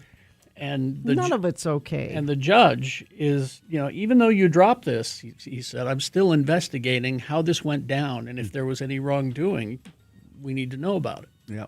It's a female judge. Yeah. Let's see. Oh, well, that explains something, doesn't it? What? Celebrity investor Kevin O'Leary is not backing out of plans to build a hyperscale data campus in Box Elder County, even after now Utah's top lawmaker on Monday called for the project to be dramatically scaled back. Even though he's the one that approved it. I'm not walking away, O'Leary told the Salt Lake Tribune on Monday, hours after J. Stewart Adams, the president of the Utah Senate, sent a letter calling for a 75% reduction in the proposed 40,000-acre data center project. It's not who I am. I don't work that way. The letter from Adams, who also chairs the board for the Utah Military Installation Development Authority that approved the development, prompted so much outrage, O'Leary said, that his phone lit up like it was going to melt. The celebrity investor told the Tribune he didn't hear from Adams ahead of receiving the letter and hasn't yet talked to him about it. It didn't go over well, he said, because it's not the agreed-upon deal. I made that deal with Adams. Exactly. O'Leary said. That's the we thing looked with each this. other. Yeah. We looked each other in the eye, and that means a lot to me. Some of Adams' demands, like sending excess water to the Great Salt Lake, land conservation, and using heat capture technologies, are things O'Leary said he would consider, or already has to do to get permits for the project, but described the demand for a 75% haircut, a number he initially thought was a typo, is outrageous, he said. And said it took some serious cojones to make that demand of me. He's not wrong about any of that, because I think Adams and Cox and all these people just thought they could We do can do this what we and want. nobody would complain about it. Yeah. And now that it's affecting them politically, especially Adams, and Schultz has done it too. Schultz wants to run for governor, so Schultz did it right off the bat. Yeah. Though you have to at least give that to him. Yeah, but they all were in on the agreement to have this happen. So asked if he thought an upcoming primary where the senator, that's Adams, faces several Republican challengers was related to his decision. O'Leary says, "I don't see how it could be related to anything else. Yeah. He's listening to the people." Yeah, O'Leary. But O'Leary, I mean, he's saying a deal's a deal. Yeah. You told me I could do Which this. is why it's going to happen. And Adams and Schultz and Cox Should throw them out. Well, what they're going to do is, I tried. You saw that I had this public statement that I was against this, but I guess it's happening anyway. Well, you approved it and then wrote a strongly worded letter, and that's it. Yeah. You just need to vote these people out of office. A man who fell off a jet ski at Willard Bay Reservoir on Sunday has been found dead. The Utah Department of Natural Resources said 27-year-old Isaac Maquema Vasquez from Ecuador was riding a wave runner-style watercraft when, with two other people, he was one of two passengers on the jet ski. He fell off. He was not wearing a life jacket, and they said, "I don't think he knew how to swim." Jeez, I don't understand people sometimes. I don't. Let's see. A man who admitted to intentionally setting a bus on fire while driving for the Granite School District has been sentenced to prison. Michael Austin Ford admitted in court that he lit the bus on fire with a cigarette lighter and then continued driving. Officials say video from the bus showed him driving with smoke billowing across his face. He was sentenced to 5 years in prison in order to pay $21,690.42 in restitution. Demonstrators cannot be forced to take down a flag that says 8647 on it. It's a big flag, and the protester was waving it at the Supreme Court. A federal judge in Washington has ruled that protesters protesting near the Capitol and at the Supreme Court with this big flag cannot be forced to take it down. It's a valid form of protest. And the justice also went on to say, and it really cannot be construed as a physical threat. No. It's get rid of, meaning vote out. Vote them out. Or impeach. And finally this, Flixbus in Poland. Flixbus, I guess that's the name of their bus company, has restored Poland's controversial Route 666, connecting Krakow to the Baltic coastal town of Hell via the highway to Hell. The previous operator discontinued the number in 2023 following pressure from religious conservatives who accused the company of spreading Satanism. Not because they were stealing signs, because I bet people stole signs. The route was was renumbered 669 before being eliminated entirely. Flixbus spokesperson Aleksander Kalanik told Polish media that 666 was deliberately chosen as a marketing communication element intended to increase the visibility of the connection on the popular holiday route to Hell. That's HEL. The 13-hour daily service travels through Warsaw and other cities before reaching Hell, a resort destination on the Hell Peninsula. Oh, let them have it. They put it back. Despite its ominous name, the town features clear water, sandy beaches, historic architecture, and a seal sanctuary, making it a popular vacation spot. They did it to publicize it. Route 666, the highway to Hell, and it's back. They've put it back. They've put it back. What do you mean it's not hurting anybody? It's not hurting anybody. Gina, go ahead, spread Satanism. All right, that's it. Weather, traffic.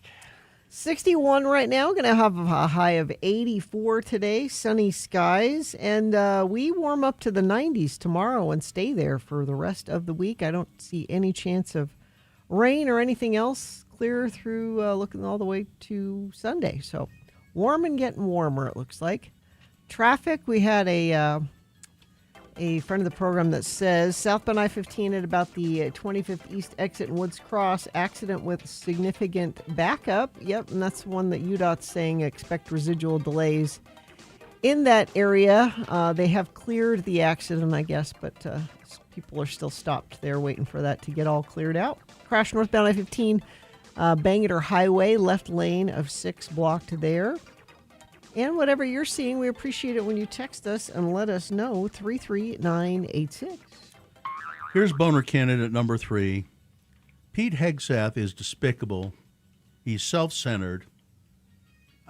For some reason, to call him a dick is it's not enough, really. He's a dink. That, to me, that seems even worse. I don't know why. In a move that disproportionately targets women and minority officers, Pete Hegseth recently blocked the promotion of 9 Navy officers who had been selected by a board of senior Navy admirals. This is different than the one he did a month ago. The net result of Mr. Hegseth's intervention is a slate of 22 nominees to be one-star admirals that bears little resemblance to the broader force that these officers will help lead. 3 of the officers removed by Hegseth from the promotion list are women, 2 are black men, an additional 4 are white men. Hegseth's actions, which appear to violate the rules governing a promotion system that's supposed to be apolitical and merit-based, were described by 5 current and former defense officials who spoke on the condition of anonymity to discuss the issue. No female officers were included on the new one-star list, which was released publicly in late May, despite the fact that women make up about 21% of the active duty Navy. The list appears to include only 2 non-white officers, even though sailors who identify as racial minorities make up about 38% of the active duty Navy. Hegseth's removal of the officers from the one-star list is highly unusual, said current and former defense officials, although, according to Pentagon rules, the defense secretary is supposed to pull officers from the list only for moral, mental, physical, or professional failings that raise questions about the officer's fitness to lead. Well, physical, you know. They're black. If you're the wrong color, or they're not even trying to hide. Wait, you don't have a penis? They are not even trying to hide their racism and misogyny. Yeah. It is just all out there. It's okay now.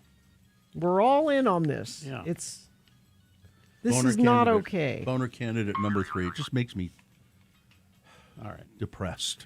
Let's review the first 2 and vote. Boner candidate number 1. He had his chimichanga out. You know what I mean?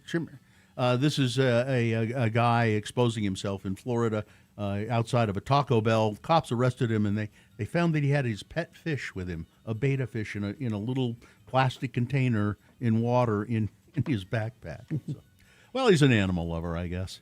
Boner candidate number 2. Come on, dudes, it was a joke.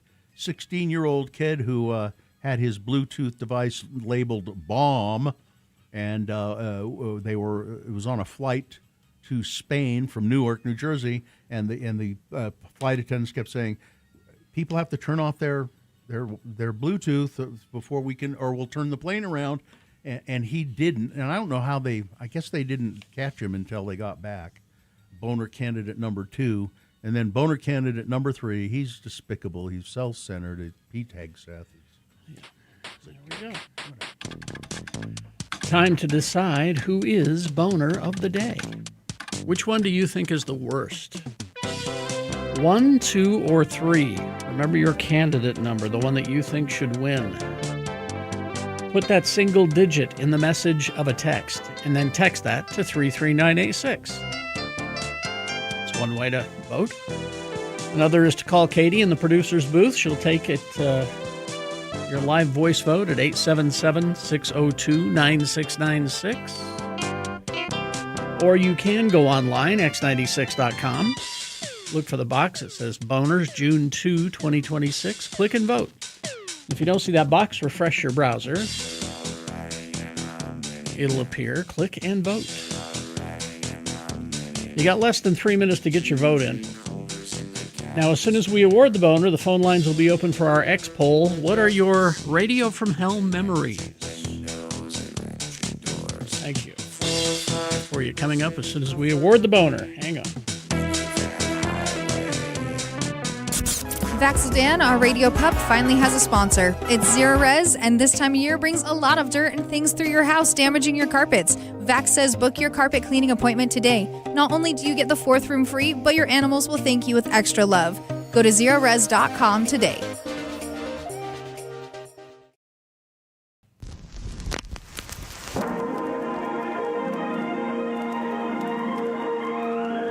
It's often said that people of Utah speak a language all their own. It's a language that's often confusing and even incomprehensible to newcomers here in the Beehive State. So, Radio from Hell presents a handy guide to help everyone understand how the natives speak. It's the Utah word of the day, and today's word is... Grodge. G-R-O-D-G-E. Grodge. And now here to use that and a few other Utah words in a sentence is Mayor of Mona, Utah, Don Criddle, and his son Denver. Again, the word is garage. Daddy, now that I'm getting growed up, I feel like I should do something that growed men do. Well, boy, just what is it you think you need to do that growed men do? I need to do something dirty.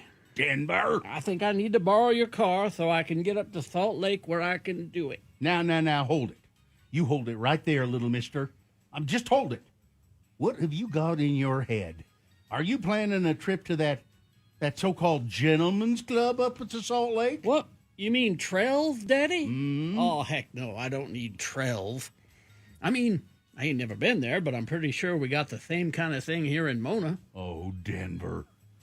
Don't tell me you know about Shirley's... Shirley's Shake-'em Shack? Oh, Daddy, every boy in Mona knows Shirley's place, even if they ain't never been there. Seems to me that you seem to know about Shirley's, too. Well, I'm the mayor of Mona, and, well, I mean, it's my job to know these... I mean, I ain't never been to Shake-'em Shack. I mean, hell, Denver, I went to high school with Shirley Peters.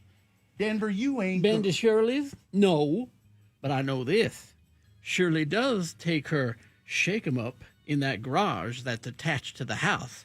I guess you know about that. No, your mother... I know. Mama doesn't need to know that if you text a certain number, you get a reply for the time of day that you go to Shirley's. And if you press the garage door open, and the garage opens, there's old Shirley, you know, shaking. Well, I mean, maybe, well, your mother, I mean... Daddy, now I just need to borrow the car to go up to Salt Lake. You said for something dirty. I can't let you go to Salt... Daddy, I just want to go up to Swig. I'm a big boy. I want to try one of them dirty sodas. I want to borrow the car to go to Swig.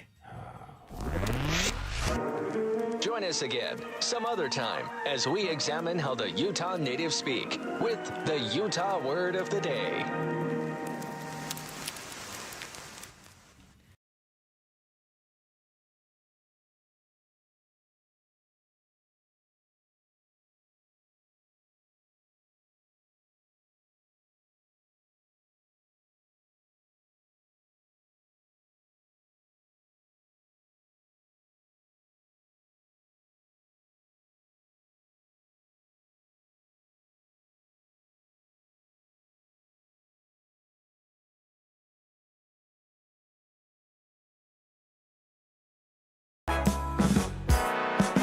Thing about what you just played there. Sure.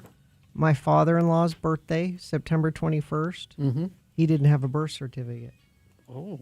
Because he was born in Egypt and they didn't do... Isn't that weird? Weird. It's kind of weird, right? What? Huh? What? You don't find that weird? No. No? No. Is that the custom in Egypt? You don't have a birth certificate? No, I just meant that we... yeah, it was... back then it was. But you don't find it weird that we played a bit about not having a birth certificate and a specific date mentioned.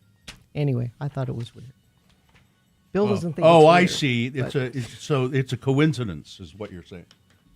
Yeah, it's kind of a coincidence. Okay. Time to announce the winner of today's Boner voting, and it's brought to you in part by Black Cod. And looking for something to do this weekend at Tracy Aviary, you can feed lorikeets, catch a bird show, see ambassador birds up close, check out more than 300 amazing birds. Plan your visit at tracyaviary.org. Well, I guess there was really no contest. Number 2, come on, dudes, it was just a joke. That was a good boner candidate. Got 40 votes. But boner candidate number 3, Pete Hegseth, 211 votes. Boner of the day. Him and his Nazi tattoos. There you go. That's Boner of the Day for today, June 2, 2026. Now qualified to be Boner of the Week. All right. Time for the Radio from Hell X poll. And this morning we just want to, because we like to record these and maybe play them back at our party. And just a memory that you have, a little, in the over 40 years that we've been doing this. Something we did on the air, something... A personal meeting with us or an encounter. 877-602-9696. And it doesn't have to be all sweetness and light. It could be, I can't remember the day you told me to go to hell, and I don't know. We've had people call it, say, I won the boner once. Yeah, that's true. I've turned my life around, but I won it for something. We've heard from those kinds of people. Yeah. 877-602-9696. You can email us those two if you can't call in, radiofromhell@x96.com. Yeah, or text 33986. It's interesting. I was where did I put that? People have a really hard time. It says with early memories. Most people don't have a very good memory of their early life. Well, I think they're talking about when you're like 4, not like. Well, if you're trying to remember your early life when you're 4, then that's not much to remember. What's your earliest memory? You know how old you were? My earliest memory. I was 4. Yeah. What do you remember? I remember sitting up on the sink, watching my mom do work in the kitchen in the trailer that we lived in. You lived in a trailer? Oh yeah. Oh, I didn't know that. Yeah. Early life. Let's see. Let's go to Zane. Hello, Zane. How are you, Zane? Good morning, everybody. How are you? Fine. What's your? I remember we met you a long time ago. You were just a kid. You were a kid. Yeah. Back in 1996, I was 11 years old when I first started listening to you guys. I job shadowed you guys when I was 12. So I'm sorry that makes you guys feel old. No, it makes me feel like a spring chicken. Thanks for sticking with us, Zane. Yeah, what caught my eye with you guys was Space Elders. I loved Space Elders. Well, you'll be coming home soon, Zane. Tell people what Space Elders was if they don't. It's been a long time since we've done that. It's Mormon missionaries in space. Yeah. And it was... they encountered people like Darth Vader or the Borg Queen or Jawas or, Captain Kirk. There's Christiansen and... Jensen and Christiansen. Elders. Yeah. And they had these space rocket bikes that they would fly around in. They're trying to... They were out there spreading the word, preaching the gospel. And it was very sweet. It wasn't... There were a lot of missionaries who would record those, or people at home who would record them and send them to their missionaries. Yeah, it was not slamming the Mormon Church at all. They were sweet characters. Yeah, they were both very... Well, Butch was kind of a slacker missionary. Yeah, he was on a mission because his dad promised to get him a car when he got home. Yeah. And then I was Elder Christiansen. What's the first name? I don't remember. See, Moroni?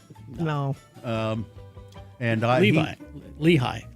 Was it Lehi? Yeah. And, Butch and Lehi, yeah. Yeah, and he was, my character was, sincere and gung-ho to spread the gospel. Even after Vader chopped off his arm, he'd just say, Butch, would you pick up my arm, please? Yeah. All right. Thanks, you, Zane. All right. Thanks, guys. See you in September. Thank you. Let's go to, Dawn. Dawn, it's been a while. Yeah, my schedule does not allow. You're a busy man, Dawn. Well, yeah, I work in hell, but Hold on, let me get on my phone here. Yeah, it'd be a good idea. Yeah. So that we could hear For a you. radio call-in feature, that would be. It seems to be. Yeah, but I was driving in my car because I came over to pick up my daughter and my granddaughters to go down to Fremont. But one of my favorite memories of all time is when we went to Squatters, my daughter and I only had one ticket, and we went in there and said, "Hey, is there any way? I know you're sold out, but is there any way you can give us a ticket? We'll buy a ticket." And the lady just gave Brianna a ticket. Oh, that's And nice. Kurt Bester was there, and he said we were wearing these European hats, right? And he goes, "Oh, you're the most European people here." Thanks, we love Don. Kurt Bester. My daughter takes him a rose every time we go to see him. Thank All you. right. See you, Don. Thanks, Don. Tiffany is here. Tiffany? Yes. Hi. Go ahead. What have you got? In 2005, I won Nine Inch Nails tickets for I think it was like their February or it was a spring show. Mm-hmm. And the question was, who sings Gonna Make Your Brown Eyes Blue? Crystal Gale. Yeah. It's Don't It Make Your Yeah. Brown Eyes Blue. Yeah. You remember that. Yep. Yeah, I do. Yeah, I was pregnant. And I ended up not being able to go because I was due in April. So my husband and his best friend went. Are you I hope still they had a married? good time. Yes, we are. Yeah, we just celebrated 20 years. Okay, good. Oh, nice. Okay, good. Okay, Tiff. Congratulations. Thank Thanks, you. Tiffany. Thank you. Let's go to Allison Sabo. Hey, Allison. Hey, good friend of the program, Allison Sabo. My memory of Radio from Hell will always be of Kyle Brown. Yeah. He was one of my favorites when he would call in and say his outrageous and crazy stories. And then actually one time I met him at a party, and I was the aggressive fan and went, "I want to meet you. You're Kyle Brown. You are Kyle Brown." And after my being aggressive toward him, we became lifelong friends. Oh, good. And would correspond and have dinner, and it ripped my heart out when he was diagnosed and passed away. Yeah. So I love Kyle so very much, and I'm glad that through Radio from Hell, we all had the chance to meet him as a parasocial bestie or an actual bestie. Yeah. Thank you, Allison. Thanks, Allison. Allison. That's nice to bring Kyle up. Love you guys. Bye. Bye-bye. Let's see. The first all-day show and Little Bill coming in to do his reading homework. Oh, yeah. Bill was working a Jeep show. I tried to talk to him, and he was, less than social. You were busy at the Jeep show. I was probably busy. That's why. I remember those great off-menu dinners at Z Tejas when Chef Todd was Oh, there. those were good. Yeah. Yeah. When I played church ball in high school, I was short, almost 5 feet, and could steal the ball easier, and the girl made me steal it during the next day. Showed me. That's not for us, I That's don't not think. for us. That's what you get for sharing a text service. All right. Anyway, we'll continue this after these messages. Your memories of Radio from Hell. 33986 is the text, or better yet, call 877-602-9696 is the number. You really should participate because one of these days, memories are all that you're going to have. Why would you say that? Because it's true. All lanes are now open southbound I-15, milepost 315. That's just south of 26 South and Woods Cross, although you could expect some residual delays in that area. That's the only thing that UDOT is mentioning now. You can mention something if you see it, 33986. All right, KXRK Provo, the X poll continues after these. Your Radio from Hell memories, whether it's on the show or off the show, whatever it is. 877-602-9696 or text 33986. Listen up.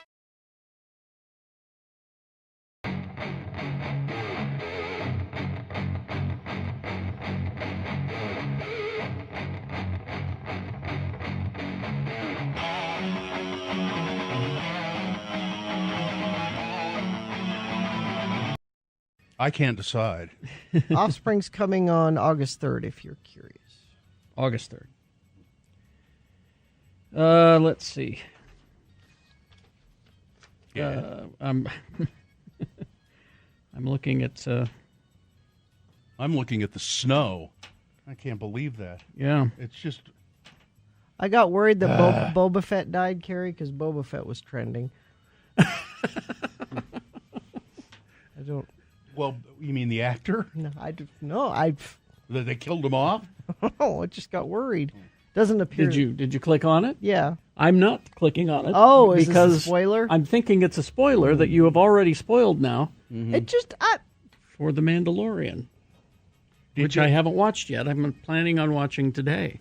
Gina, did you manage to avoid the Succession spoiler? No, that was my thing that must go You yesterday. did. So you did find out what it was. Have you watched the show? No. yet? Neither have I, and I know what the spoiler is. You do know. But- Let me tell you this about it. And I'm not going to say what it is. Knowing what it is does not ruin the show.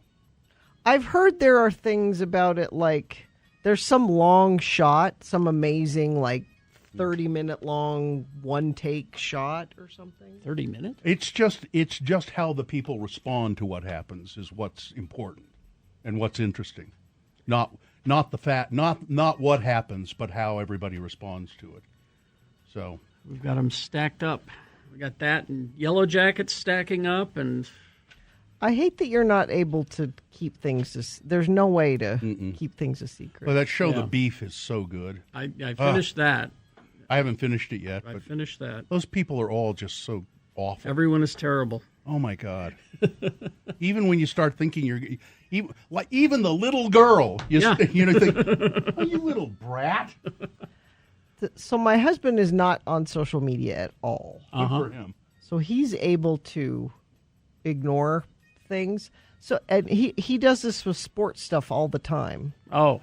Like he wants to watch Premier League soccer with Muhammad, my son, not the prophet. And he's like, "Oh, I recorded that game. Let's watch it." And every time Muhammad's like, I know what happened. Unless you watch things in real time, there's no way Very to... occasionally, I want to watch a sporting event and not in real time. And if I do, I just do go out of my way to not. It's hard, find though. out. Yeah, but you can do it. Basically, there's too many shows. Yeah.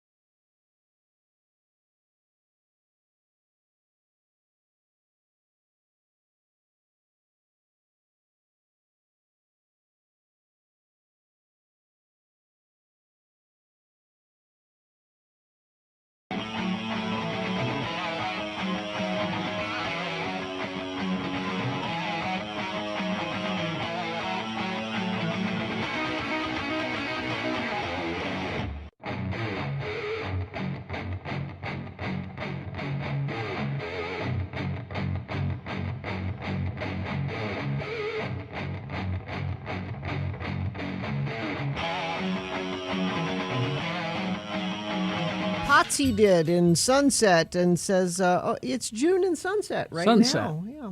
Sunset. I didn't realize it was. Oh. Sunset. All right.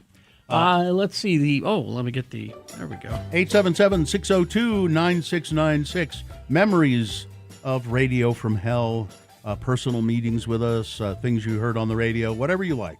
877-602-9696, or you can text us at 33986. Let's go to Roger. Hi, Roger. Hello. Good morning. Good morning. What's your memory, Roger?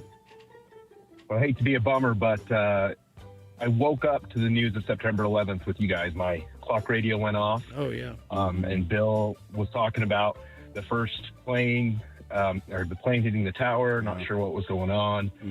Ran upstairs to my family and said, hey, we got to turn on the TV. And then we were watching the Today Show, and, obviously the second plane hit, and that was that. But I tend to remember, and maybe my memory's off, but I want to say you guys stayed on for a good part of the day, and I just remember listening, and I don't know, it was one of those weird things, but I'll always remember Bill's voice, and actually it was nice, it wasn't like actually that sounds really morbid, but I think you know what I mean. Yeah, I know. Yeah, I do know what you mean. It's It wasn't sensational. It was. and it's you're hearing something awful, and it's being told to you by somebody whose voice you like and trust. And trust, I guess. And, yeah. Yep. Thank you. Thank for you, Roger. sharing that. Thank you. So, yeah. So, right. thank you guys. Thank you. Let's go to Ranger Kate. Hi, Kate. Good morning. Well, even I've been listening to you guys since the late 90s, dedicated fan, and 9/11 is also one of my difficult favorite memories. Honestly, my favorite is probably the birth of Ranger Kate when I called in for an X-Poll where you're like, what could you talk about for hours? And I was like, I could talk about the national parks. And Gina goes, are you a ranger? And I was like, why, yes, I am. So your favorite memory So is that you was- lying to us. Is that what? Hey, no, I am a dedicated junior ranger. I'm actually bummed I'm missing your 40th party because I'm headed back to Yosemite this weekend for another, pilgrimage there. So I am a junior ranger there. All right. Well, it's good. Are you on an official junior ranger list somewhere? Probably. I should look into that and ask some of the rangers at the parks, like Mhm. how many adults dedicate themselves to the program and get the junior ranger badges, and how many badges do the adults have? Yeah. Do I have the most? Yeah, you should look into that while Find you're out. gone. But thank you guys for Thanks, always being Kate. there for the Thanks, last Kate. All right. 30 years. Talk to you later. See ya. Let's go to Scott. Hi, Scott. What's your memory, Scott? Hi. Hi. I used to love. Well, I do. Punk, the guy that would review movies and tell you about the B minus movie, and then give you what to eat during the movie. Punk. Yeah, Punk is junk food update, movie review and junk food update. Mm-hmm. Yep, that was great. I'm glad you Glad- enjoyed it. glad- yeah, it was- Punk passed away a few years ago. We we love Punk. We had a great time with him. Yep. He was Anyway, thanks for he was, everything. he was a delightful human Yeah. being, really. Yes. All right. See All right. ya. Thanks, Scott. Let's go to Beth. Hello, Beth. Beth? Hey, good morning. Morning. Hi. Hello. What's your memory? Hi. So, God, I was trying to think what year it was. I know Chris Cornell had just passed away, and Gina, you were talking about go to the concerts. Don't think about missing things. And you guys were going to go glamping up at Bear Lake, and so I was like, I'm going to go do that with my husband, and we brought our son and hung out with you guys, had dinner. It was really fun. Anyway, my husband passed away in 2020, so that was a really fun family memory. And today he would have been 49. Oh, I'm sorry to hear Well, that. I'm glad Yeah. I'm glad you have that good memory of it, and that we were somehow involved in that. That's very nice. Yeah, no, you guys were great. I had long curly hair, and you guys thought it was awesome. Anyway, that was a really fun thing, and I'm so glad that we went and did that. Yeah. Go do the Thank you. thing. Always go do the thing. Yeah. Thank you. Exactly. Always go do the thing. All right, Beth. Thanks, Beth. Thank Take you. care. 877-602-9696 is the number to call to participate in the X-Poll, your Radio from Hell memories. Let's see. I've been listening to you for about 35 years, and honestly, I don't know where my life would be without you guys. Thank you for everything, and I can't believe it's been 35 years or more. Tea kettle. Gina's uncontrolled laugh is her favorite memory. I love the story that Gina told about Jonesy when she wanted butter noodles for her birthday dinner. Her dad made her buttered noodles, but put spices on it. And Jonesy was very disappointed. It's your birthday. You should have it the way you want. Gave me a good chuckle. I laugh every time I think about it.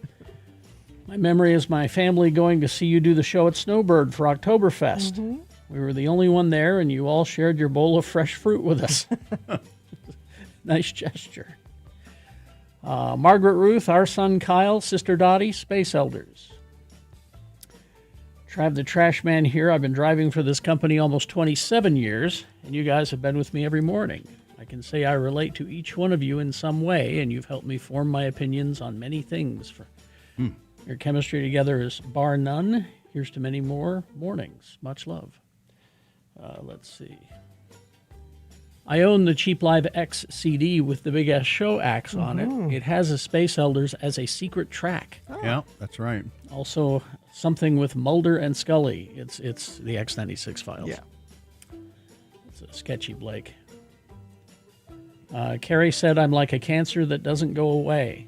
All right. Let's see. I met Bill at Southtown Volkswagen in 2010. He made fun of my 1991 Dodge Spirit, to which I replied, it's a nice economic automobile, and it cost me $600. Contrary to popular belief, he was one of the nicest people ever. Okay. Contrary to popular belief, everyone believes Bill was one Bill's- of the nicest Yeah. people ever.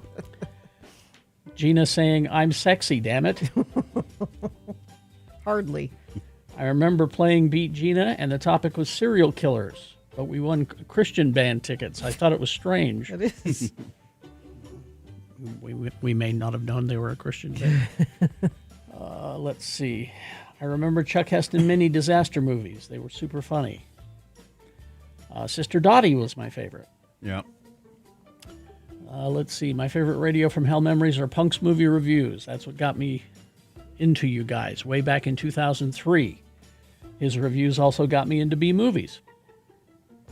I got an email. You can email us your stories too. Radio from Hell at x96.com. Greetings, Lords. This is Basie Casey. I've been listening to Radio from Hell since I was in the 6th grade. I'm 41 now. Some of my favorite moments with Radio from Hell are as follows. In high school, I used to slough seminary and drive to Trolley Corners to get a coffee and watch the show live. Oh, yeah. I was able to be best friend of the program and hang out with you guys for a day. My brother and I were on the Ask a feature at the time we were taking over our parents' live auction business.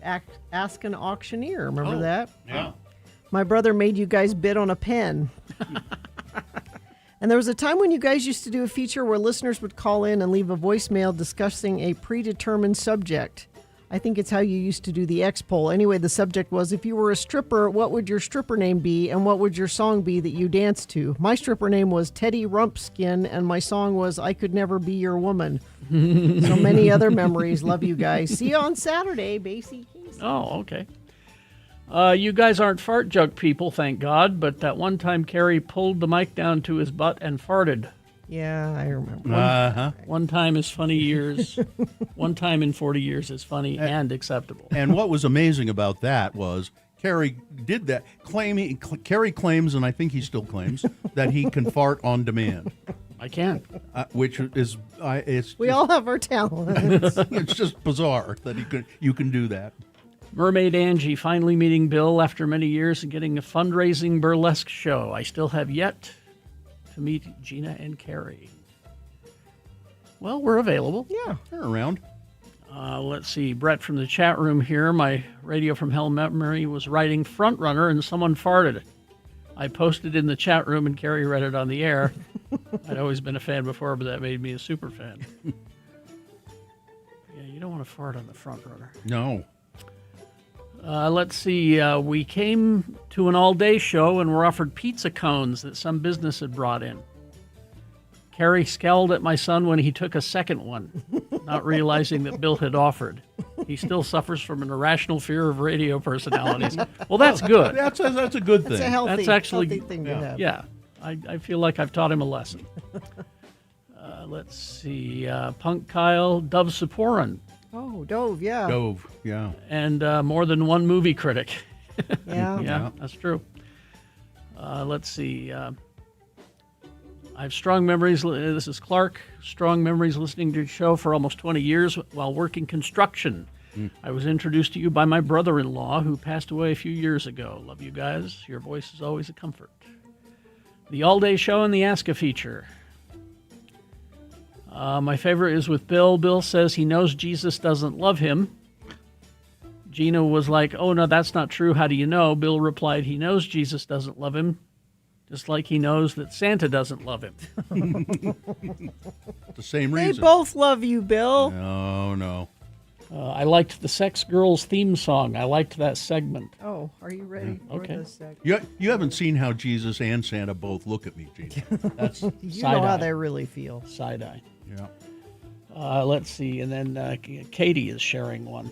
My favorite memory, getting hired as an intern, and the three of you asking me to apply for the producer's position and supporting me through all the last 7 years as a producer. We couldn't do it without you, Katie. Indeed, indeed. And no former producers are not going to be at the party. Just so As far as we know. I don't know. They could have bought a ticket. If they bought a ticket, they can be there. All right. Traffic chief. Let's see. Some guy says, accident 13th East 21st South by the CVS. Cops are on the scene. Everything slow and sluggish. Thank you, Guy, for that. Crash southbound I-15 72nd South in Midvale, milepost 297. Crash southbound I-15 26 South in Woods Cross. And whatever you're seeing, you can text us 33986. Join Doug Wild every weeknight for the 801 at 801. He features a different Utah band every night at 801. We love Utah bands, and if you are a local band and we want to play you, so submit your song at x96.com/local. Beat Gina coming up after these messages and a song. It's multiple choice pop culture trivia. All you got to do is get through the game, and you'll win what? A 4-pack of tickets to Fork Fest. It's back Friday and Saturday, June 12th and 13th. Utah's biggest local music festival featuring Neon Trees, Joshua James, Fictionist, and more. And to get those Neon Trees tickets, all you got to do is call and sit through the game. 877-602-9696. It's Wonder Woman trivia today. Ooh, okay. 877-602-9696 to play Beat Gina. You can watch Radio from Hell.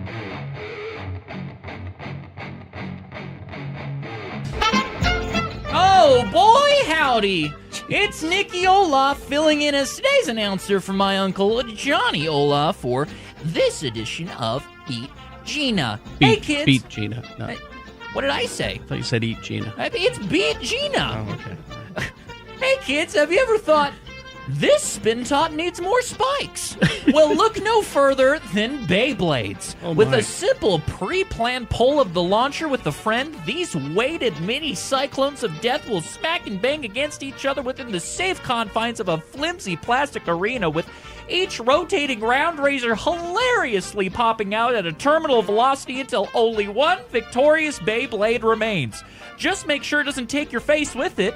Beyblades! Parental supervision is required. And now, spinning words onto the stage, it's your host, Carrie Jackson. I'm sorry. That sounds dangerous. Nicky Ola, why don't you give me the actual sponsor for Beat Gina? It's right there. It's Platinum Toys. Escape the world in an immersive galleria of nostalgia. Go back in time and reconnect with the youthful version of your soul at Platinum Toys. Visit their stores in Provo or downtown Salt Lake. Follow Platinum Toys Utah on social media. And their location in Salt Lake is very cool.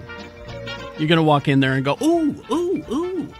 Oh, and, my. And there's a pinball machine. Anyway. All right, Gina is here to play Beat Gina all the way from Florida, because she just can't let it go. No. And we do have a contestant for you. Looks like Diane is on the phone. Diane? Hi, Diane. Are you there? Maybe? Diane? Diane, are you there? Oh, no. All right, well, we will skip. Do you mean Danny? Is it Danny? Okay, I'm sorry. Yeah. Hi, sorry, I didn't know it was me. Okay. Danny? It's the same letters. They're just mixed around differently. All right. Danny. Yeah. We're going to toss a coin to see who goes first. It will give you an advantage in the game. Heads or tails, please? Tails. All right. Coin toss app says heads, which means Gina Barberi has the advantage. Sorry, Danny. Sorry, Danny. So if you beat Gina, you're going to get the Dirty Heads tickets. So that's that. But if she beats you, and she has the advantage right now, what are you prepared to do in her name? Well, either way, I'm going to donate $50 to the road home. All right. Oh, I like that. No matter what. Terrific. That's nice. All right. Because Back to the Future 3 was released on this day in 1990, we have Back to the Future trivia. Not just the third movie, but all of the movies. So here we go. First question for Gina, because she won the coin toss. Gina. Yes. In the original film from 85. Yes. Where did Marty's brother work? Oh, you thought I'd go easy on you? Yeah, that's not easy. Where did Marty's brother work? Was it 1, Radio Shack, 2, Burger King, 3, the Brass Rail, or 4, the Western Nut Company. Ah. Oh, it could. Yeah, see what I did there? Yeah, because I don't really remember. I'm sort of picturing a fast food sort of hat outfit. So I'm going to go Burger King. Burger King is correct, yes. Gina leading the race with only 1 point. All right, Danny, let's find you a good question here. All right. Here we go. At the beginning of the movie, the mall that Doc and Marty go to is called Twin Pines Mall. At the end of the movie, what was the mall's name changed to because of all the shenanigans? Was it 1, Crossroads Plaza? 2, Lone Pine Mall? 3, the 49th Street Galleria? Or 4, Hill Valley Mall? Lone Pine Mall? Lone Pine is correct. Oh, and things are really getting spicy 1-1. All right, Gina, let's see. Let's Okay. go with this one here. What was the name of Marty's band? This is from the first movie when he's trying out Yeah. for the dance. What was the name of Marty's band? Was it 1, the Pinheads, 2, the News, 3, Natalie Portman's Shaved Head, A real band. or 4, Hoobastank? It would be the Pinheads. Pinheads is correct. Oh, and Gina's now cutting it back 2-1. All right, Danny. What song did Marty's band play for the dance audition? The Pinheads. What was the song that they played? Was it 1, If My Nose Were Running Money, I'd Blow It All to You? These actual bands and songs, I'll have you know. That's from Aaron Wilborn. 2, Double Back by ZZ Top. 3, Power of Love by Huey Lewis. Or 4, Belgian techno anthem Pump Up the Jam by Technotronic. 3. Power of Love, Huey Lewis. Oh, and it's still tied 2-2. So this is the tiebreaker? This is the tie, hopefully. All right. Gina? Okay. What was the name of the town that Back to the Future was set in? What's the name of the town? Was it 1, Hidden Valley, home of the famous ranch? Mm-hmm. Was it 2, Mayfield? Mm-hmm. 3, Laverkin? Mm-hmm. Or 4, Hill Valley? Hill Valley. Hill Valley is correct. And to no surprise, Gina just takes the crown for Back to the Future trivia, claiming the Dirty Heads tickets for herself. Oh, Gina loves Dirty Heads. But you know, I'm all the way here in Florida. I'm not going to be able to pick up those Dirty Heads tickets, That's even true. though I won them fair and square. So, Danny, would you mind taking these Dirty Heads tickets off my hands? Oh, I would be more than happy to. Thank you, Gina. Hang on the line. We'll tell you how to get those tickets. All right.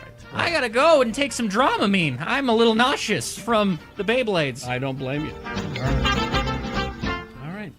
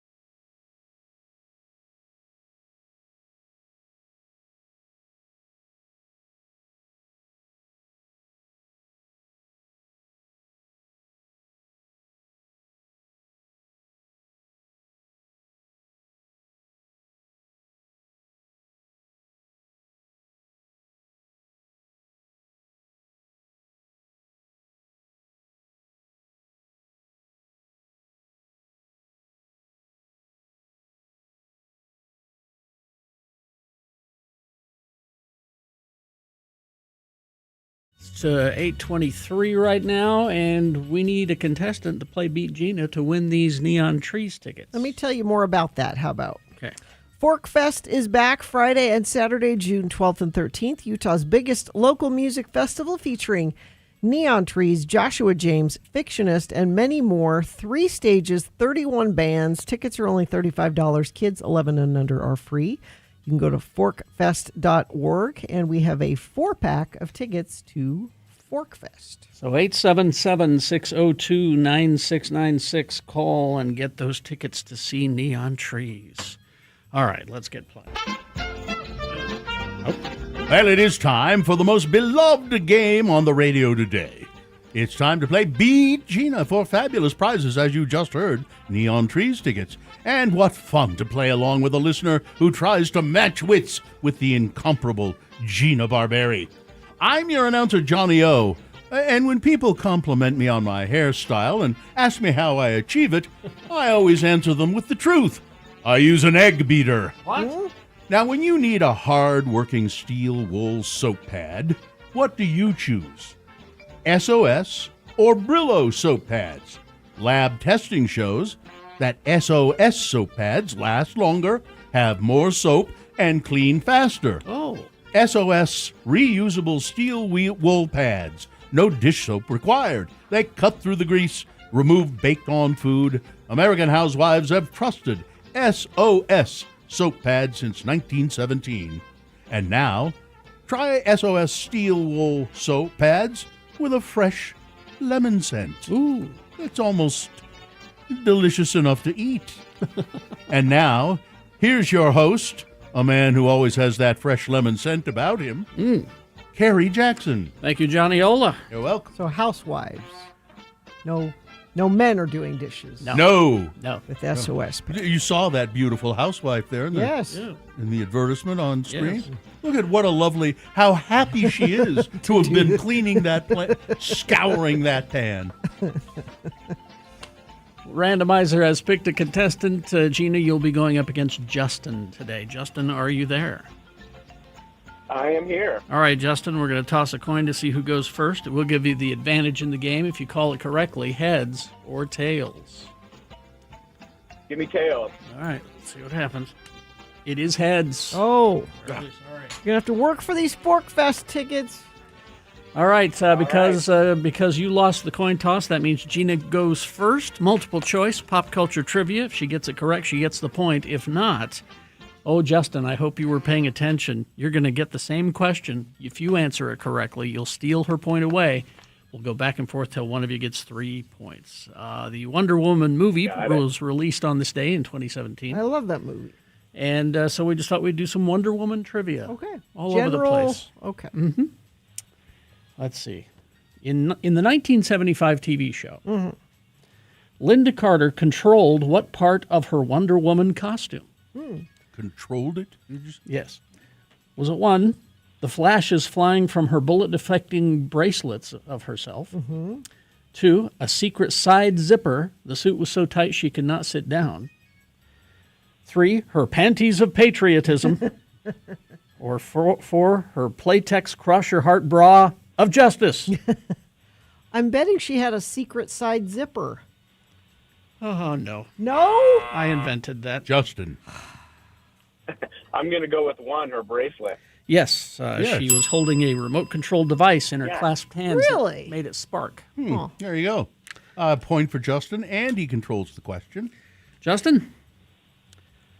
Some of the sound effects from what other TV show were used in the Wonder Woman TV show from 1975? So they borrowed sound effects from other shows. Oh. Was it 1, Batman? Was it 2, Star Trek? Was it 3, All in the Family? Or was it 4, the Dean Martin celebrity roast of Michael Landon, specifically?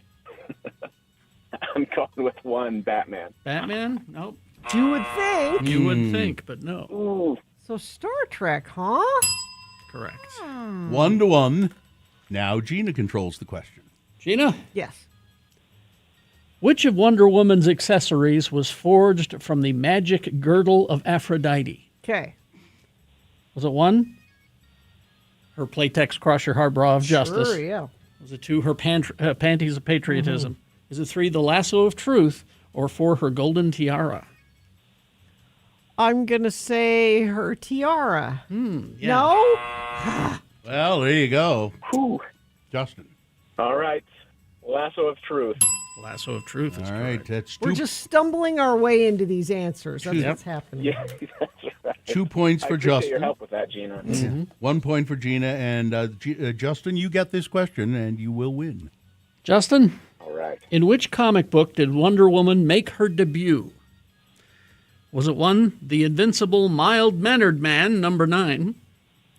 Was it 2, Caffeine-Fueled Justice, number 3? Was it 3, All-Star Comics, number 8? Or 4, Wonder Woman, number 1? I'm going to go with Wonder Woman number 1, the obvious one.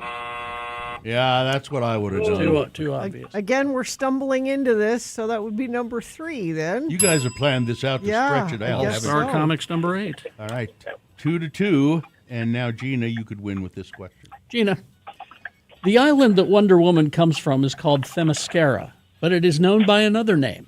What is it? Is it 1, Club Med Cancun, 2, Chicksville, 3, Aphrodite Atoll, or 4, Paradise Island? Paradise Island. Very good. And Gina wins the game. There you go. And that was a legitimate win. You didn't stumble into No. that. There you go. But the rest of it was touch and go, and I didn't win fair and square. So even though I beat you, I'm going to give you these Fork Fest tickets anyway. How about that? Oh, thank you. Love it. All right, Justin, hang on the line. We'll tell you how to get those. Listen, I've got to go home and this time of day, I go home and watch Mrs. Ola scrub pots and pans. Oh, well. All right.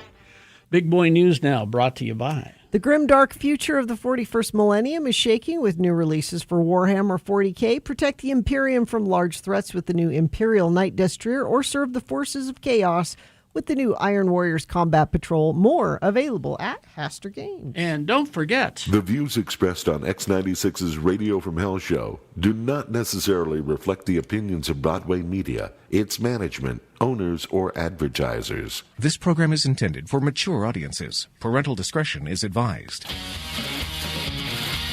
Speaking of old memories of Radio from Hell and radio in general, I got an email from our longtime friend, Jamie Richards. Jamie.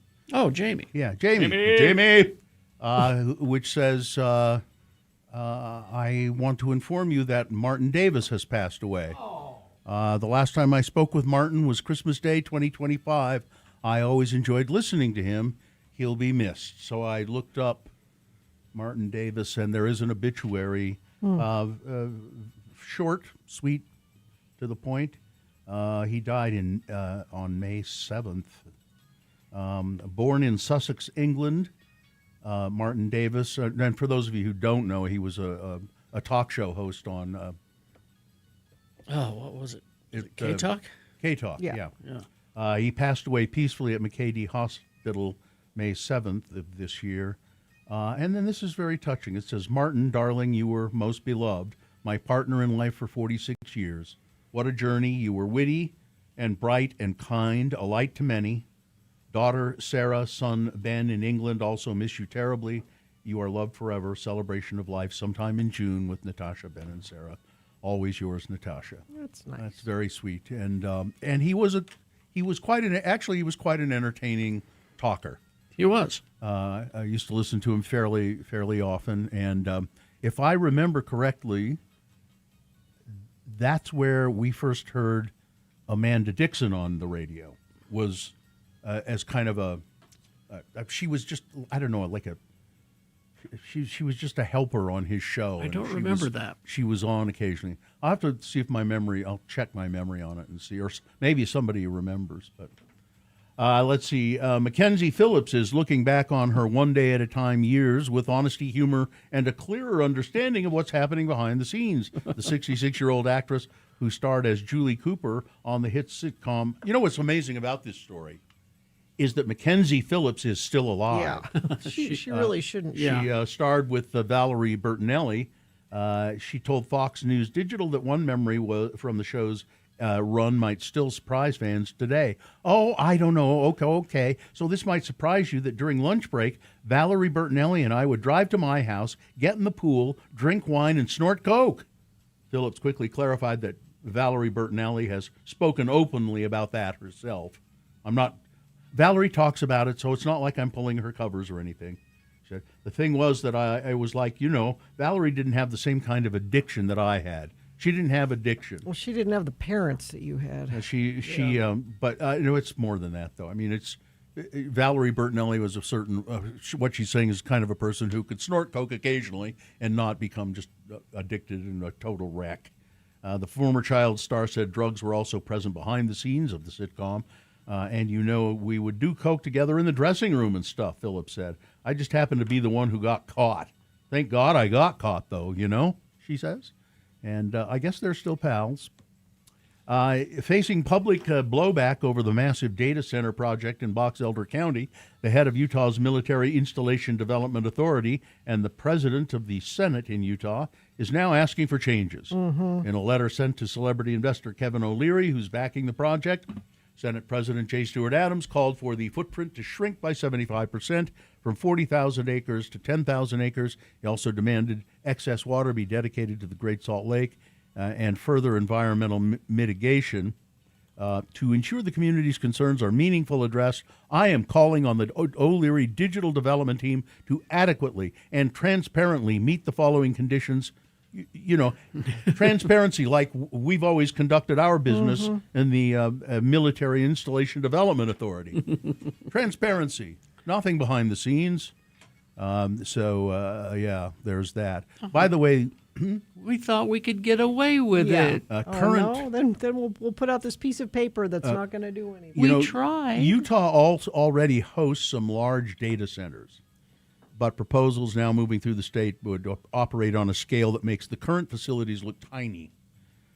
There are, this was in, Fox did this. They looked at 3 of the largest capacity operating data centers and data campuses in Utah. They occupy sites between 50 and 100 acres and together reach a combined power capacity of 350 megawatts. That's according to several industry tracking sites. In West Jordan, there's a center operated by Nova, 100-acre site. In Bluffdale, DataBank centers about 46 megawatts on a campus just off I-15 near the point of the mountain.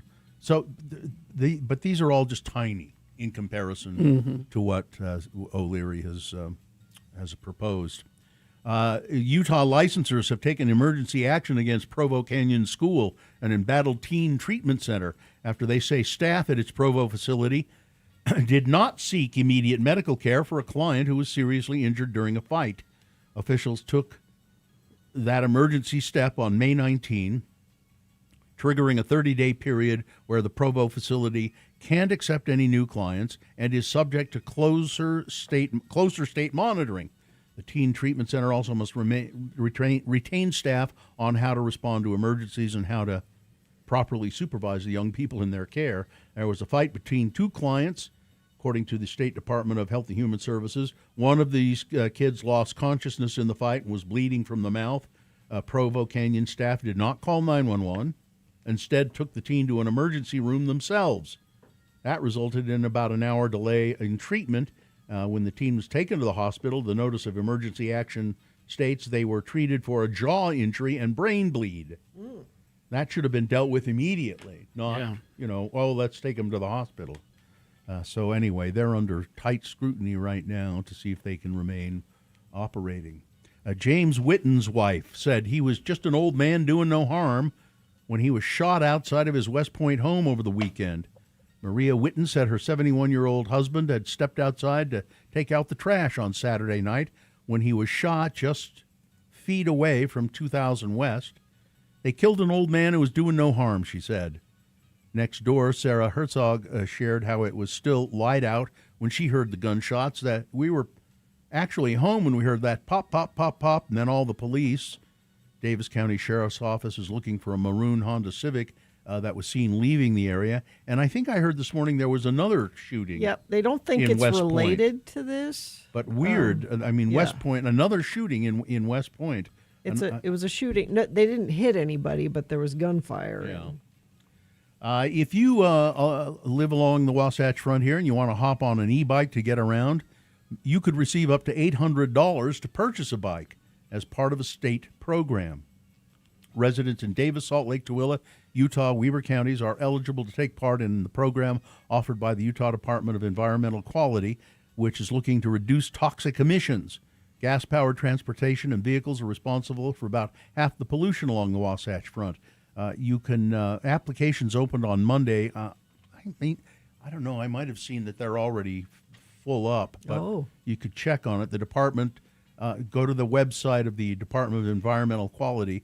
There were 2,000. All 2,000 voucher spots were claimed within 8 hours on a first-come, first-served basis. Some more. Perhaps they will. $800 toward the purchase of an e-bike. I love my e-bike. The federal courts have long assumed that government lawyers are trustworthy. Now judges across the country are criticizing government lawyers' lack of candor. In late April, a lawyer for the Justice Department told a federal judge her colleagues had been in the midst of negotiations with a Rhode Island hospital about turning over gender transition treatment health records, only for the hospital's lawyers to stop responding. But Judge Mary S. McElroy of Federal District Court in Rhode Island concluded that's not true. The government claimed that they hadn't heard from the hospital since February, but emails showed that the hospital lawyers had stayed in close touch with the government lawyers. Yeah, In a scathing ruling, Judge McElroy called the government's account misleading, if not utterly false.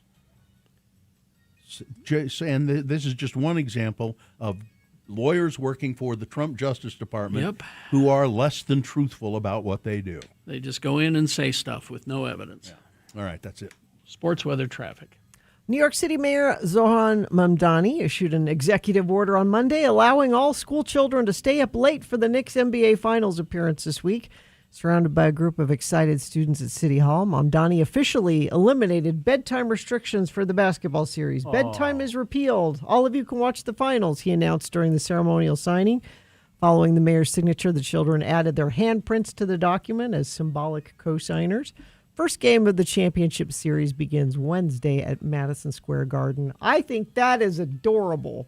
It sounds like a Muslim thing to me. And you've got the championship for hockey starting tonight. Golden Knights and Hurricanes today at 6 p.m. Salt Lake Bees are in town this week. They play Albuquerque, and tonight is family night out at the ballpark. You can get 4 seats for just $40, so take the whole family out to a ball game tonight. And the weather for that should be just great.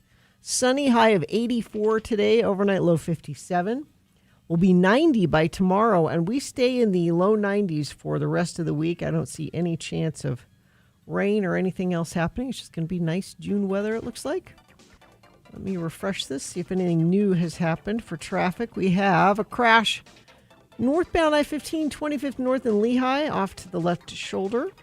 Crash southbound I-15, 72nd South in Midvale.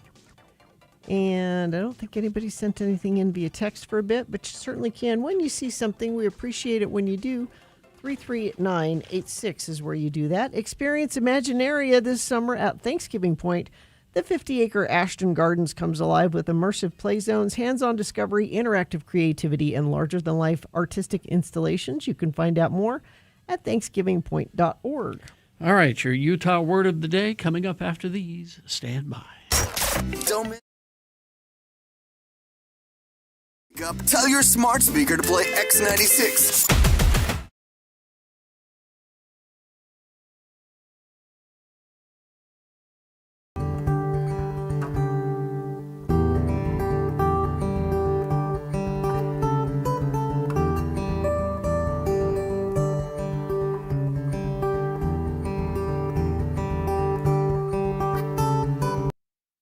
Line. Spell it with me now. L-I-N-E.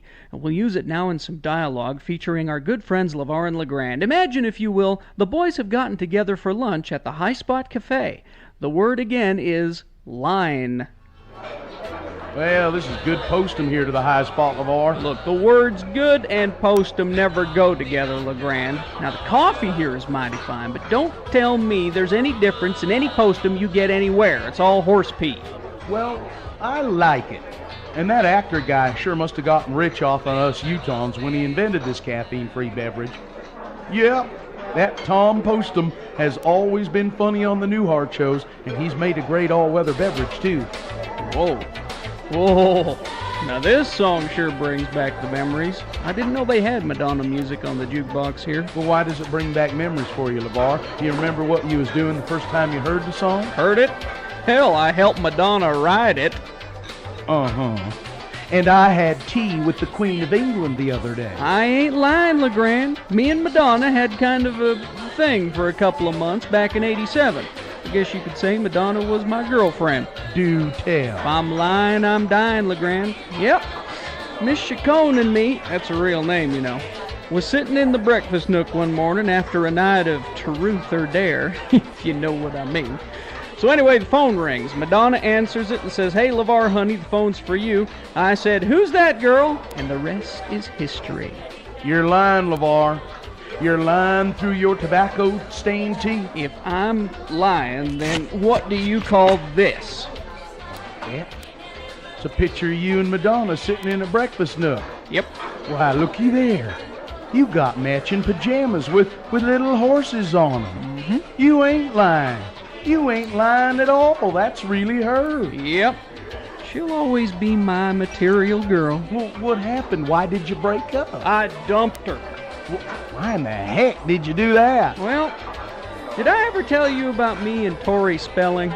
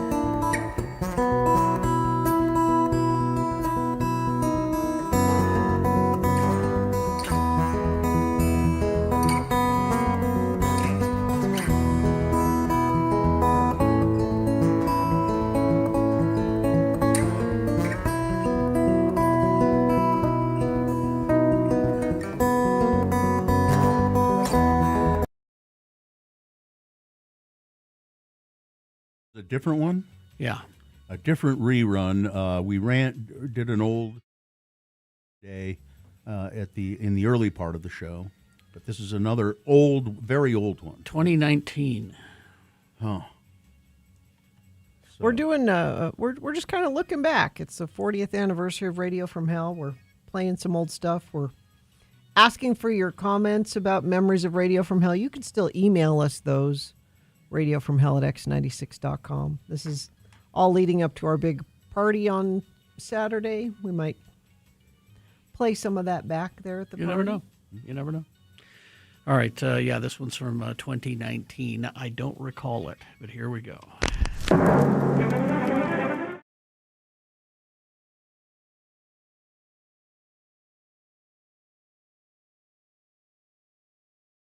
Language that's often confusing and even incomprehensible to newcomers here in the Beehive State. So, Radio from Hell presents a handy guide to help everyone understand how the natives speak. It's the Utah word of the day. And today's word is... Bacon. B-A-C-O-N, bacon. And now for the conversation that everyone eagerly awaits for every week. Here's LeVar and LeGrand to cook something up using the word bacon. It's sure to be a scintillating conversation, so let's listen in, shall we? LeVar has a chance meeting with LeGrand at the grocery store, Reams on State Street. LeVar's just been looking at some new Wranglers on the Reams boot and jeans wall. He turns, and there's his friend, LeGrand. Again, the word is bacon. What the? LeGrand, what are you doing just standing there behind me? It's almost like you're spying on me. How long you been there? Oh, nearly 10 minutes, I think.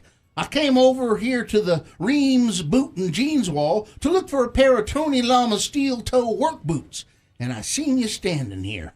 I recognized you from behind because you got a distinctive way of standing. I do? What do you mean? What is distinctive? I have never been accused even once in my life of being distinctive. I'm as ordinary as I can be. How do I stand that's distinctive? No, you ain't distinctive, but your stance is. You see, you put all your weight on your right foot and leg, so you almost don't have to put your left foot down on the ground at all. It's kind of like you're a flamingo or a stork or something. And I said to myself, well, that there is LeVar. I'm just going to wait till he turns around and he'll be surprised. Well, I was surprised. Made me jump. And I ain't no damn flamingo. No, you ain't. You're really more of a stork. No damn stork either. What the hell's wrong with you? Just fooling. I'm surprised to see you. You don't shop here as a usual thing, do you? Oh, no, I don't, but they do have really good prices and a great selection of boots and jeans, along with all the groceries you could ever want. And the wife is making something, and so I thought I would look at the boots before I buy her list of stuff to take home. Well, what's Mary Dean making? You say the right thing. I may just stop by your place later on. Is she doing what I hope she's doing? And what might that be, LeVar? What do you hope my sweet Mary Dean is doing? Is it bacon? Yes, it is. She's baking. She's baking the thing you like best, She's too. baking pecan sandies. I love her pecan sandies. No, she's baking snickerdoodles. I thought the snickerdoodle was your favorite. Well, it is. Now that I know that she's baking snickerdoodles, those are my favorite. You know I love whatever Mary Dean is baking. I do know that, and you are welcome to come over. I'm going to buy some nice cold milk right now to have on hand. Nothing's better than a cookie warm from bacon and ice cold milk. Oh, and I have to get one other thing, too. What was that? Oh, that's right. We're out of bacon. Join us again some other time as we examine how the Utah natives speak with the Utah Word of the Day. Oh, there you go. What that reminds me of, what really the memory that brings back to me is when my microphone never sounded good for a long time. That's the memory you have. For a long time, Well, my microphone just didn't sound good. That whole room was not soundproofed at the time. They didn't have any padding up on the wall. Yeah. So everything echoed. But that's a memory. I mean, State Street, The Reams is not there anymore. Well, I know. Reams, State Street, and the jeans wall that they had there. Are there any is Reams a thing anywhere? I think there is. There is one. Is there one in Orem? Seems to me there is a Reams somewhere. I want to say it's in Orem. You're gonna make me Google Reams? No, don't do it. I'm doing it. Don't. There I go. Oh, there's one in West Jordan, apparently. One in Springville. So they're around. Are they still that big clam shape though? That was the one in Provo. Yeah, that was kind of a unique one. Oh, they got a special on cereal. Oh, they got Frosted Flakes and Fruit Loops. That's probably family size, right? Yeah. And then they always would Reams always would advertise 10%. How'd they put it? It was 10% off advertised prices or something like that. The rewards members can get a box of Frosted Flakes for $1.99. But the reason they did that 10% is that so you were supposed to use that money for your tithing. Oh, really? Yeah. You can get ragu pasta sauce, assorted varieties, 3 for $5. It's pretty good. Land O'Lakes lunch meat, $3.99 each. Wait a minute, Land O'Lakes has lunch meat? I'm sorry, Land of Frost. Oh, okay. I said Land O'Lakes. Land of Frost. Yeah, Land O'Lakes is butter. Yeah. And they have bacon on sale too. This is timely as today's Utah Word of the Day. $3.49 for a 16-ounce sliced bacon package. Yeah, I guess there's still a few Reams out there. East Sandy, people are weighing in now. 8600 South Highland. My mother-in-law always used to swear that the produce at the Reams on State Street was better than any produce in town. Oh yeah? Yeah, she would shop other places, but she would always buy produce at Reams. At Reams. Joe Redburn used to do Joe Redburn. Oh, speaking of Joe Redburn, I looked up Amanda Dixon. She was on K-Talk. She did a weekend talk show, anchored the morning news with Joe Redburn. Joe Redburn. Oh, Redburn. And Joe Redburn, who owned the Trap. Yes. The original gay bar in Salt Lake. Joe Redburn. Men's Tony Llamas, $20 off. At Reams. So they still sell boots and jeans. They have a jeans wall. Yep. Men's Levi's, 501 pre-washed, $10 off. I thought the only brand they would carry was Wrangler. No, they got Levi's. Oh, regular Levi's. At Reams. At Reams. I'm Joe Redburn. I loved Joe Redburn, actually. I thought he was quite. I used to, when I was a little kid. When I was a little kid, I listened to him all the time because my mother loved talk radio, and he was on talk radio with Tom Carlin, and Tom Carlin was an actor and theater man who also had a talk show on K-Talk. Reams Boot Barn in Riverton. Great cowboy boots. At Reams. At Reams. Yes. Oh, they got Dunford Donuts. Oh, I like the chocolate cake Dunford. You can get of course they've got 'em. 6-count donut for $3.99. A 6-count? Mm-hmm. Well, that's better than the Harmons where I have to buy a whole dozen. Just a 6-count. They make you buy a dozen at Harmons. I really just want one. You freeze them, though, don't you? Yeah, you freeze them. They're not quite as good, though, if you... Well, you just let them sit out on the counter to thaw. You don't put them in the microwave? No, you don't. Don't need to. Leave them out for 6 hours. And they'll be... It would be nice to just go get one donut, though. There must be some places that sell the chocolate Dunfords. You're going to go like a gas station. Yeah. If you're going to go to all of the trouble to go somewhere to get a donut, you might as well get more than one. I'm at the grocery store. What do you mean? Well, I mean, the way Gina was putting it is, it would be nice. She said it would be nice to go someplace and just get one donut. Yeah. If you go someplace, that's a donut shop. There must be like a gas station or I think Holiday there Oil are or gas something stations that have Dunfords that just sell them, singles. Oh yeah, they're right next to the big pink cookies. I can't eat a whole big pink cookie. Really? I'd say eat half and save it for later. I wouldn't. I have one at one. I think one time I ate a big pink cookie, and I would never eat one again. My dad invented the recipe for Dunford chocolate cake donuts. That sounds like a lie your dad told you. I could totally see someone's dad going, I came up with the recipe for that. I need proof that your dad came up for the recipe for Dunford chocolate How cake can? donuts. Come on, now prove it because That's what I wanna because I see. believe it's true. I believe it's true. Holiday Oil sells single Dunfords. Oh, okay. So you got a Holiday Oil on the way home? You can stop by there. And my dad works for Nintendo. Now, see, now you're making stuff up. No, Nintendo's was invented by a guy from Utah. No? Wasn't it Nintendo? Okay, here we go. The recipe? Yes. An original bakery for Dunford Donuts created by Hazel Dunford in the 1920s. Okay. So your dad was Hazel Dunford? So I don't think that's your dad. I don't know. But maybe there's... All right. Traffic, Gina, please. I'm going down the donut hole here. Let's see. Unless your dad was Stephen Clayton or Paul Stevens. Maybe one of those was your dad. Let us know. Let's see. Traffic. Crash. Let's see. Highway 89, Shepherd's Lane in Farmington. The exit ramp is what's being affected there, it looks like. Disabled vehicle southbound I-15 just north of Parish Lane in Centerville. The left lane affected there. Crash northbound I-15 at 25th North in Lehigh, off to the left shoulder. And anything that you're seeing or you want to tell us something your dad invented, you can text us 33986.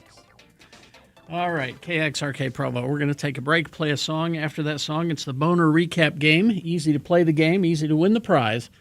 All you have to do is call us and tell us who won the boner this morning. If you were listening, you know, because you heard it. If you weren't listening, you could probably guess today, but check your work. Go ahead and cheat. X96.com.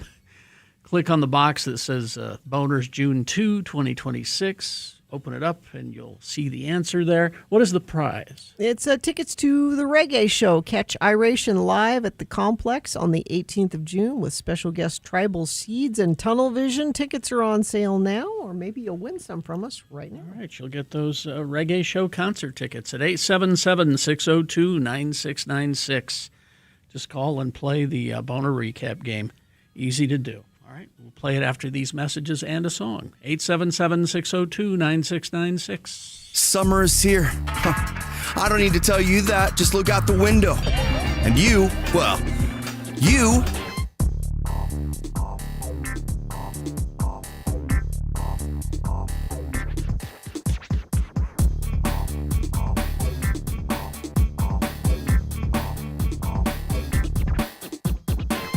You know, you can always count on Gina Barberi to find a list. I got one.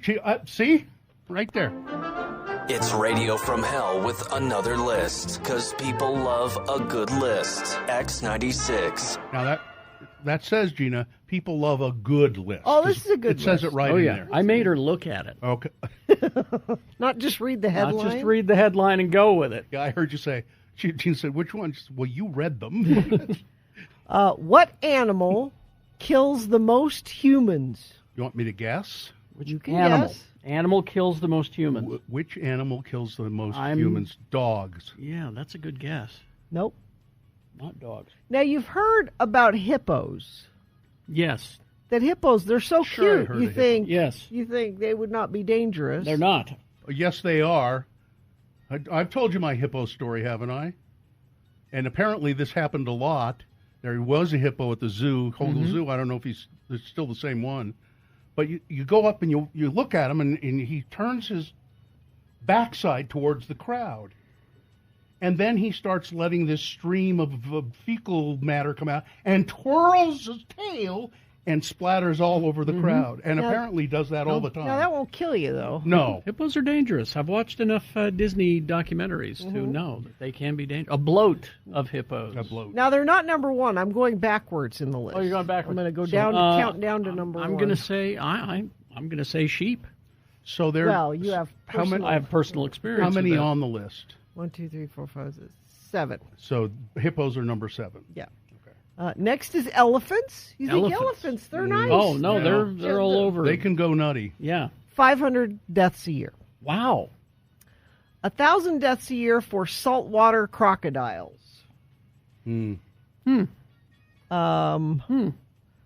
2,500 deaths per year for roundworms. Oh, Well, well, like considering the parasite in animal. we're factoring bugs Yeah. into That's this. a parasite. Okay. Scorpions. 2,600 deaths per year for scorpions. Yeah, let's move to Arizona. I've been stung by scorpions a couple of times. Something I have never heard of before, an assassin bug, Oh, yeah. They're like a wasp. which will the bite will Yes, kill you. Yes. Yes, it will. I believe that's what we weren't sure, but my mother-in-law she came over to Really? the house one time, and her hand was bandaged up, and I said, "What's wrong?" She said, "Oh, some kind of bug stung me or something," and I said, "Let me take a look at that," and it was just this huge infected thing. I said, "Why aren't you? We're going to the Instacare Yeah. right now," and that was probably what that was. And I did look. We have them here. Yeah. We do. 10,000 deaths a year for the assassin bug. If she'd let that go, it would have, killed her. A viper, a snake. Okay, Snake. makes Okay, sense. snakes make sense. 138,000 deaths a year. Yeah. 200,000 deaths a year from freshwater snails. And you're going to ask me, Freshwater snails? how do freshwater snails kill you? Is it people eating them? Are they poison? You can get schistosomiasis, which is a super fun word to say. Ask your doctor about schistosomiasis. It's a parasite you can get. The parasite leaves the snail and enters the water, where it can enter a person's body through the skin, or when a person wades or swims in contaminated fresh water. Schistosomiasis. Now the chat room has put up a picture of the assassin bug. I've seen the assassin bug. It will kill you. Stay away Wow, from it. okay. Oh, and the hippo you're talking about, his name is Mo, and apparently he lives in New Mexico now. But people remember spraying- that. People remember. He did that all the time. He's spraying the New Mexico. He's spraying New people. Mexicans, yes. But number one animal that kills 725,000 people a year. Sheep. Mosquitoes. Mosquitoes. 'Cause you got your dengue fever, you got Malaria. your yellow fever, you got your malaria, you got your... I'm surprised. Isn't the tsetse fly on there It is anywhere? not. It is not on there. Now you're saying, well, no, isn't the most dangerous animal for humans Man. other humans? Well, yes. Man. So 475,000 humans kill other humans a year. but mosquitoes kill 725,000. So Oh. we're still Come on, folks. Mosquitoes. We got to catch up to the mosquitoes. just start killing. You want to be number one? It's man, Bambi. Man. Assassin, but so we do have a picture of the assassin. on I the- need in to the know chat what room. to look out It's in the for. chat room They there. look kind of like a wasp. Guy has found a picture of him in the chat room, and I swear I've seen one of those hanging out. I'm sure You know? I couldn't be positive that that's what got my mother-in-law, but it was pretty bad. I don't need more things Um, to worry about. Now, a guy in the chat room says that tsetse flies Yeah. are 10,000 a year per Wikipedia. Huh. That is. Well, I mean, I don't And know where this list. Brett's just sad that there are no lions, tigers, or bears. Oh my. Yeah. Tapeworms number 10. Oh, this is kind of a different list, but tapeworms kill a lot of people. Tapeworms would, yeah. This says you're more likely to be killed by a falling coconut than a shark. So stop worrying about. Well, what about my coconut trees that I have in my backyard? Stop worrying Now about. this is a this is a different list of deadly animals. It says here that dogs are number 4. I on would this think list. that dogs would kill quite a few. And I don't know. assassin bugs are on this list too. I don't know. All right. There you go. Stay away from them. All animals. Just stay away from all animals. We hope you'd enjoyed another list with Radio from Hell on X96.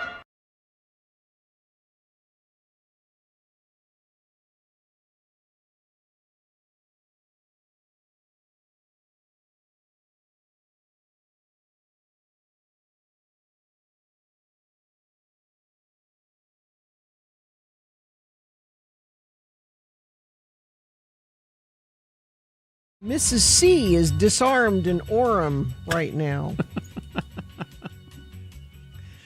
All right. If you say so. She put her gun down in Orem. That was Orem. Okay. Norm. Oh.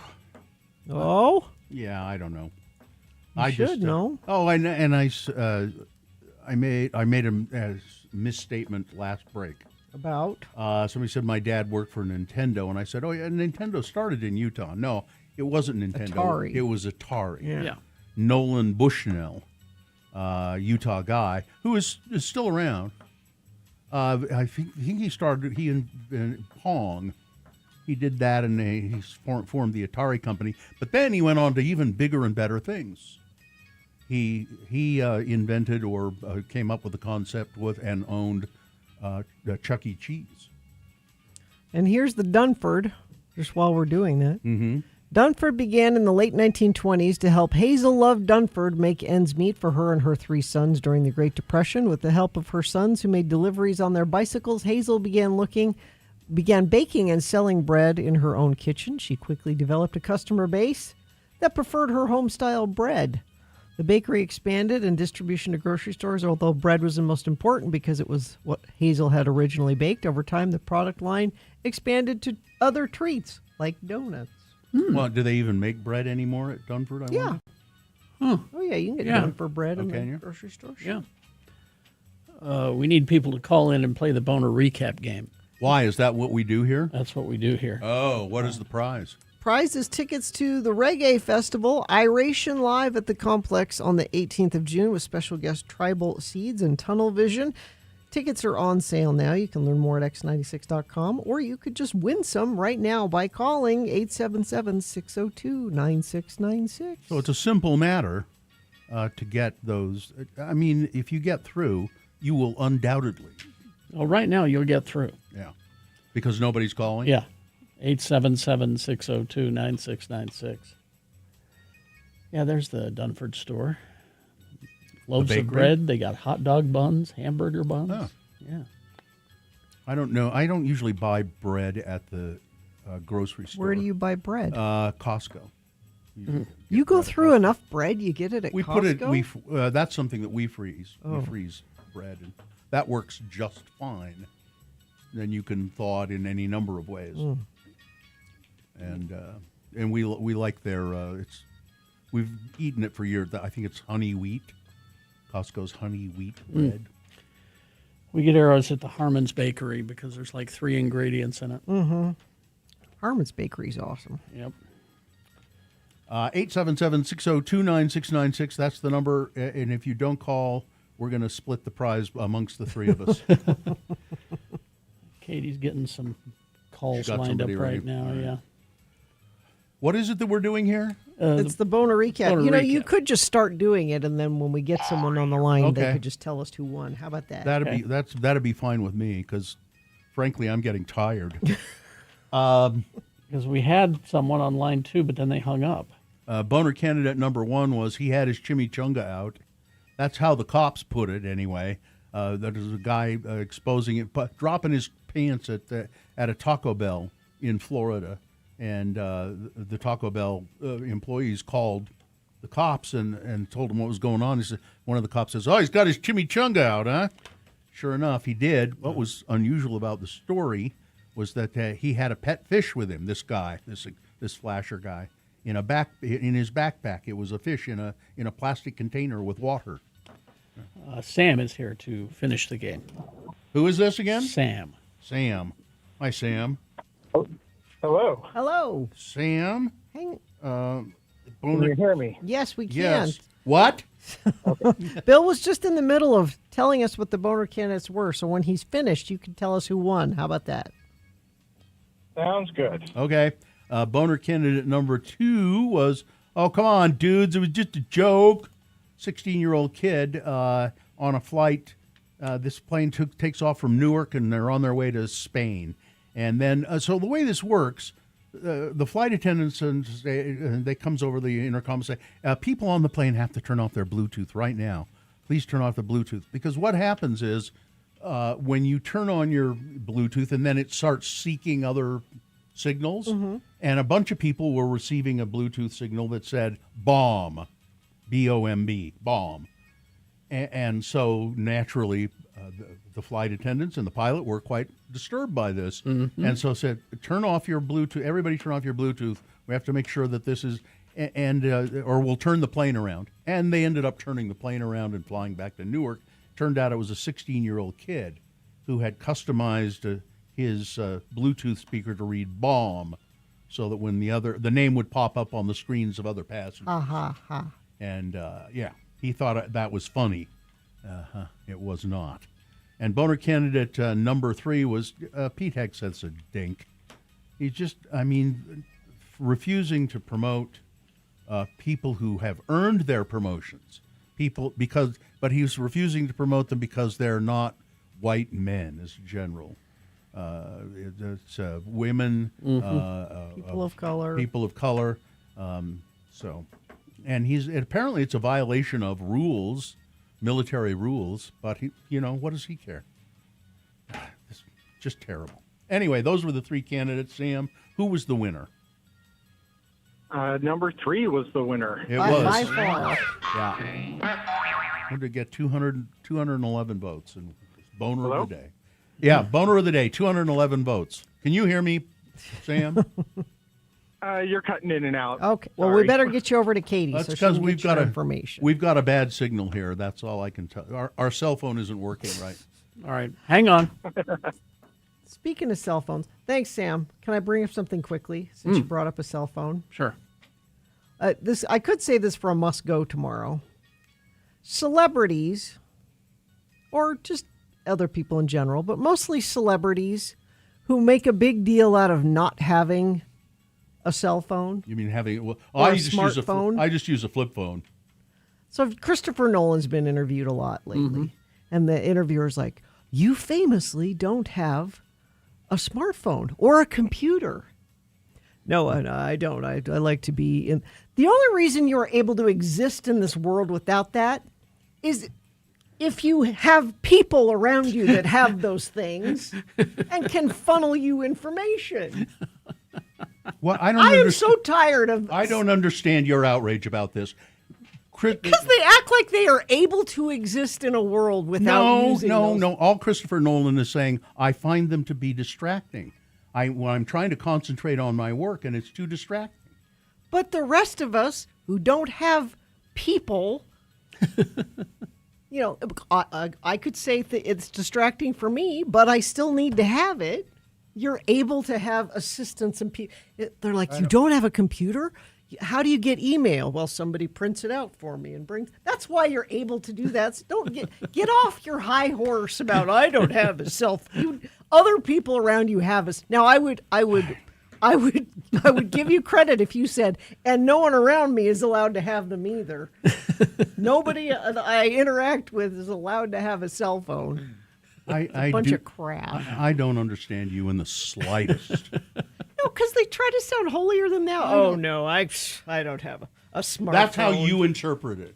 I mean, that's exactly what it is. I want to sound important by not having a smartphone. I am better than you that I don't need that thing that you have to carry around. I don't think so. I think it's a personal choice, and based on how he has to conduct his work. BS.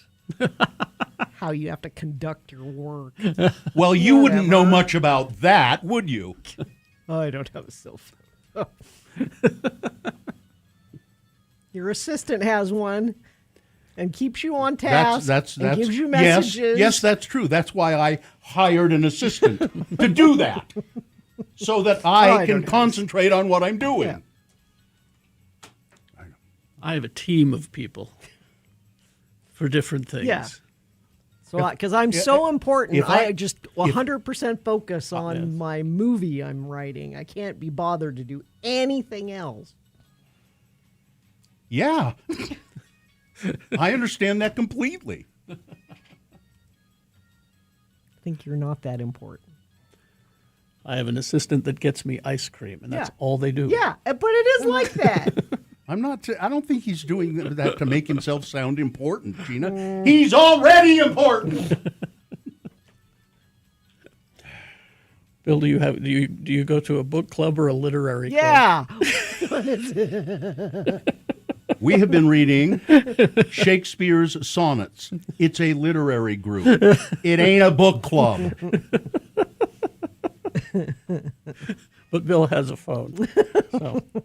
So I'm thinking of getting rid of it because it distracts me from my literature group. Right. Okay, we'll take a break. We'll be back after these with some big boy news. Stand by. Did you know you could...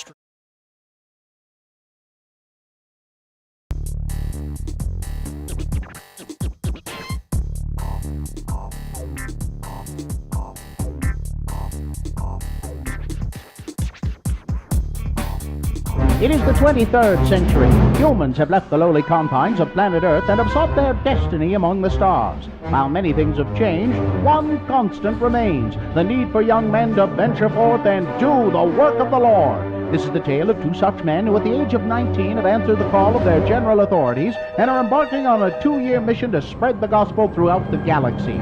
This is the story of Space Elders!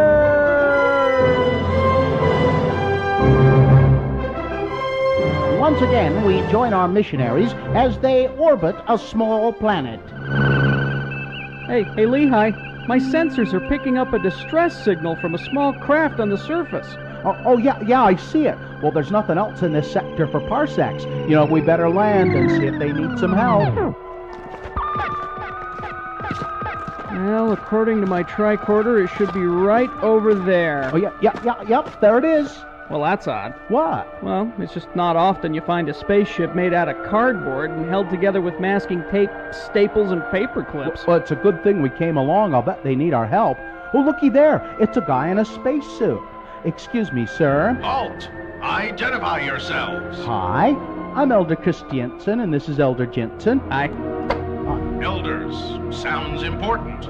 I'm Buzz Lightyear. Well, you know, we represent the Church of Jesus Christ of Latter-day Saints. You know, the Mormons. Mormons? And we was wondering if we could offer you some assistance. Yeah, looks like your craft could use some work. Why don't you let me take a look at that, huh? Get back! Oh, look out, Budge. He's got a... looks like a little blinking red light on his wrist. I have got to get someone at Space Command to look at this thing. Hey, where are you headed, Buzz? To infinity and beyond. Ooh, sounds like fun. That's a nice spacesuit you got there. Hey, what do these buttons do? Please, don't push the buttons on the suit. I am Buzz Lightyear. I come in peace. Buzz Lightyear to the rescue. Wow. I told you not to press the buttons on the suit. Oh, hey, that's cool. And this one, wow, wings! Yeah, I can fly.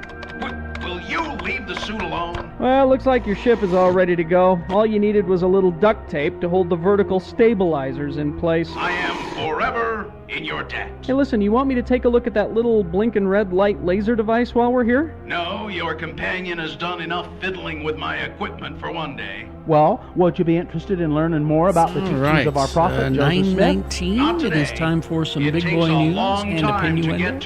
Brought to you by Clark Planetarium proudly presents Laser K-pop Demon Hunters, where electrifying K-pop bye, movies Buzz, collide with the bye. high-energy battle of Will light and Butch sound. and It's Lehigh bold, ever it's get intense, it's anyone to unlike listen to the anything first we've ever discussion? seen before. Will Tickets Buzz at Lightyear make it to infinity, let alone beyond? The views Will expressed on Butch's duct tape X96's repair Radio job from Hell hold show Buzz's do ship not together? necessarily Tune reflect in the next opinions time of to hear Broadway Lehigh media, say, its management, owners, or "Oh, advertisers. it's a shame we This couldn't program is convince them intended to for mature convert." audiences. Well, I Parental doubt that discretion action is figure advised. toys could count as converts, and I don't think action figures can hold the priesthood. A Besides, YouGov I'd have to survey reprogram his voice chip in order to reveals allow him to give 54% the of opening Americans prayer. have On the next absolutely lead no shaving interest episode in the of 2026 Space FIFA Elders. while only 13% express strong enthusiasm. Most Americans, 59%, don't plan on watching any matches at all, though younger adults, under 45, show more interest than the older generation, 21 versus 7%. Among potential viewers, 66% prefer watching at home rather than in bars or restaurants.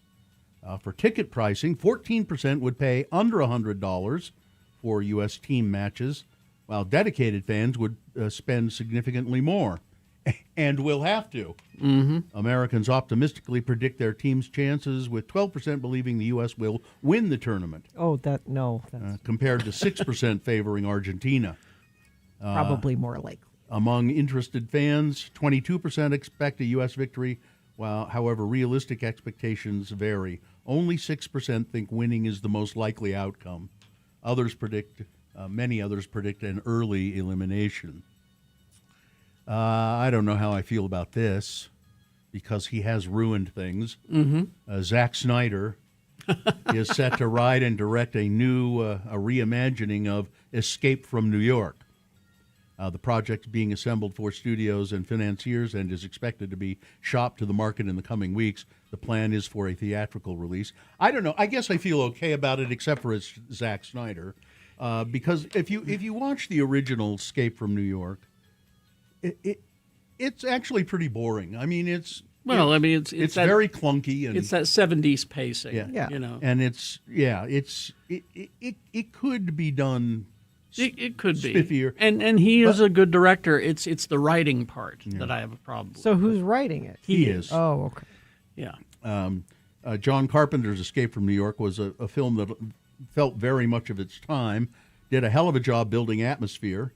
That's true, while introducing us to Kurt Russell's Snake Plissken. It's just a good idea. Like that.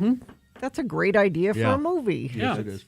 The original is tightly tied to the 1980 dystopian aesthetic, minimalist storytelling, and Kurt Russell's iconic performance, who, by the way, we had earlier that Clint Eastwood is retiring. When asked about his performance as Snake Plissken, he said, "I just imitated Clint Eastwood. Exactly. Yeah. I just spoke like Clint Eastwood. I'm Snake Plissken." Mm-hmm. And that's all that for the Mandalorian. That's all Pedro Pascal is doing. Is Clint Eastwood impression. New York police are investigating social media videos showing groups of men climbing out of manholes in Brooklyn neighborhoods. I saw this video. It's weird. Though officials say that there's no threat to the public. How do they know if they don't know what happened? The videos posted last week show men not affiliated with public works crews emerging from sewers around 2 a.m. Friday near McDonald and Bedford Avenues. In one incident, 7 men in coveralls climbed out after a man in white lifted a manhole cover. Wait a minute. Men in coveralls? Yeah, it's weird. And Mario. It's Mario. Yeah. Another video shows a man in red opening a cover from below near Hayward Street, followed by 6 others carrying shovels and headlamps. Police Police believe that the group is scouring the system for valuables that get into the sewage, according to a senior law enforcement official. NYPD Emergency Services Unit searched the sewer system and found nothing dangerous, while NYC DEP reported no equipment damage. I'm predicting that it's somebody just doing an elaborate video kind of viral thing. It's a video to hoax. make it look creepy and weird. Isn't that part of the Michael Jackson "Beat It" video? Don't they crawl out of the manhole cover? I don't know. It's the mole people from Fantastic Four. A food Chuds maybe. Yeah, it could be. What is it? Human. What is that? Can't remember what that stands for. Human something.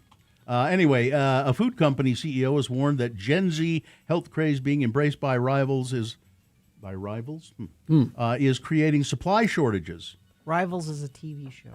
Oh, but that's not what this is, because it's not capitalized. Cannibalistic humanoid underground dwellers. dwellers. Yeah. There you go. All right. Walmart. What this is about is nationwide shortages of whey protein, apparently, and also honey.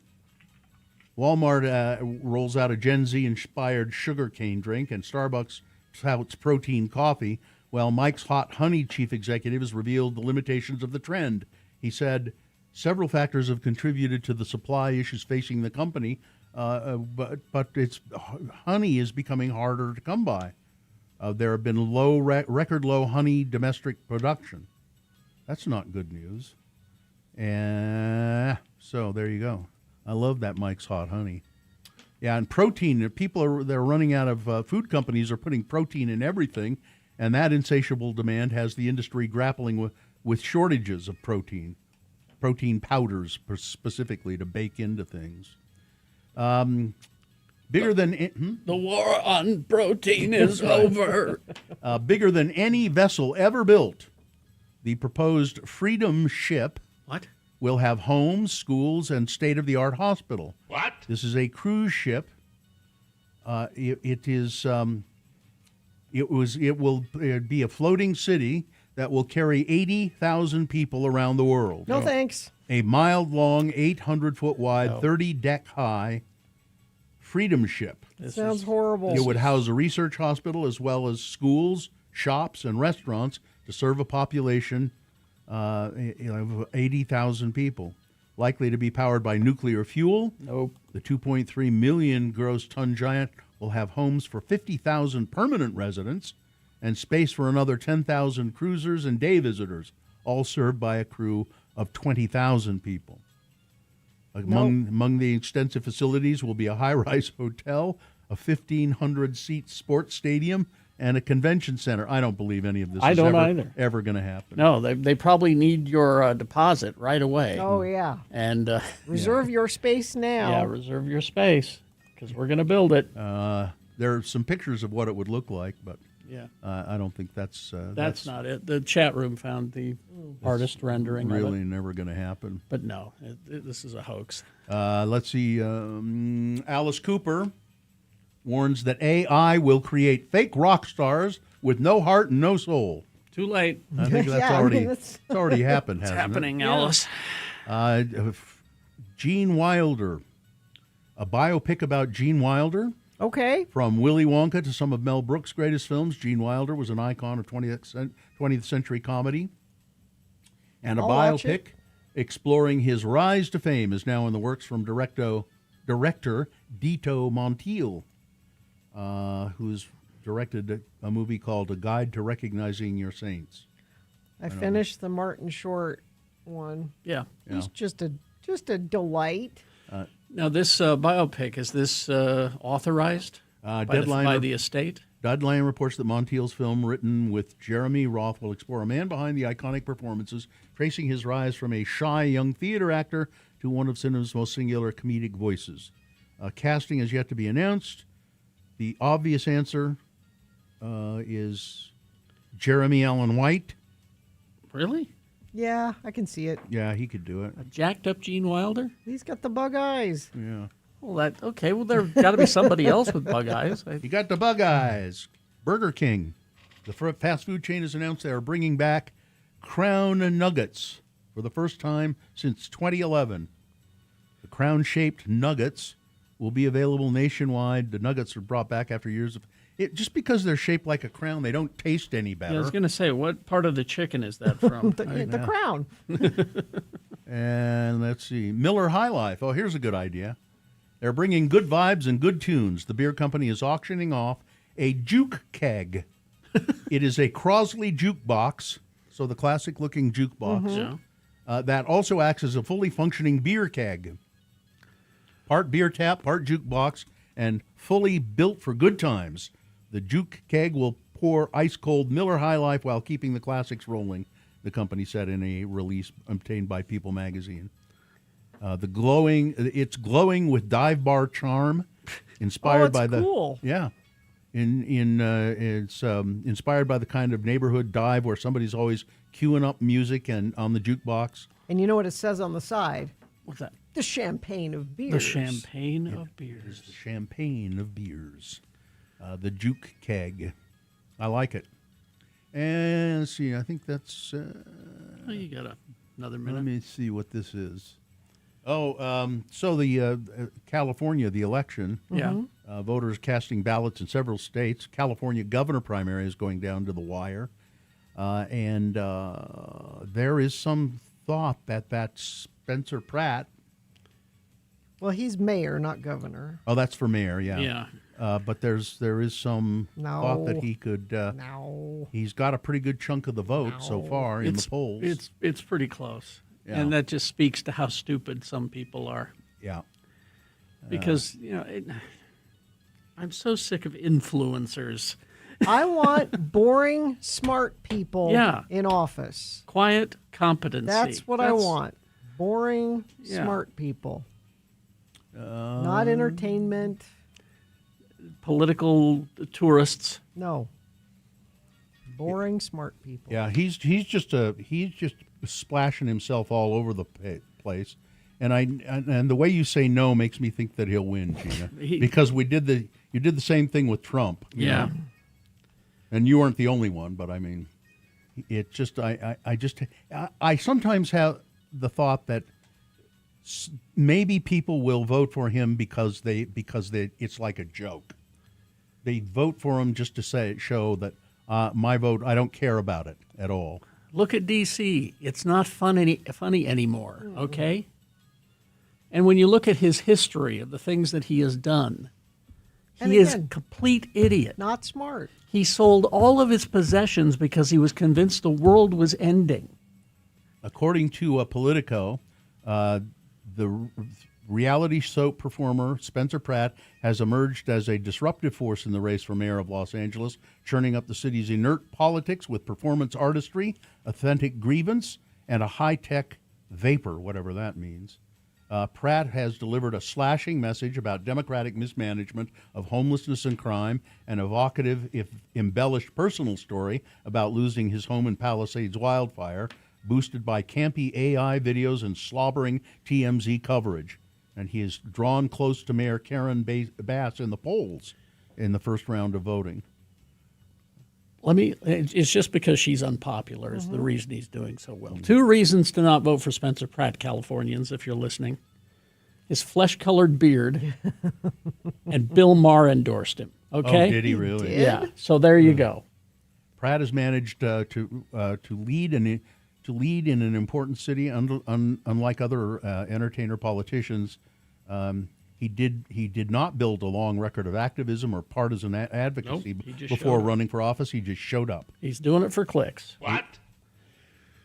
Yeah. All right. Weather? 66 right now. Going to be sunny with a high of 84 today. Overnight low 57. And then we creep up into the 90s. Tomorrow 90. Looks like 95 by Saturday. No rain in sight. All right. Thank you very much.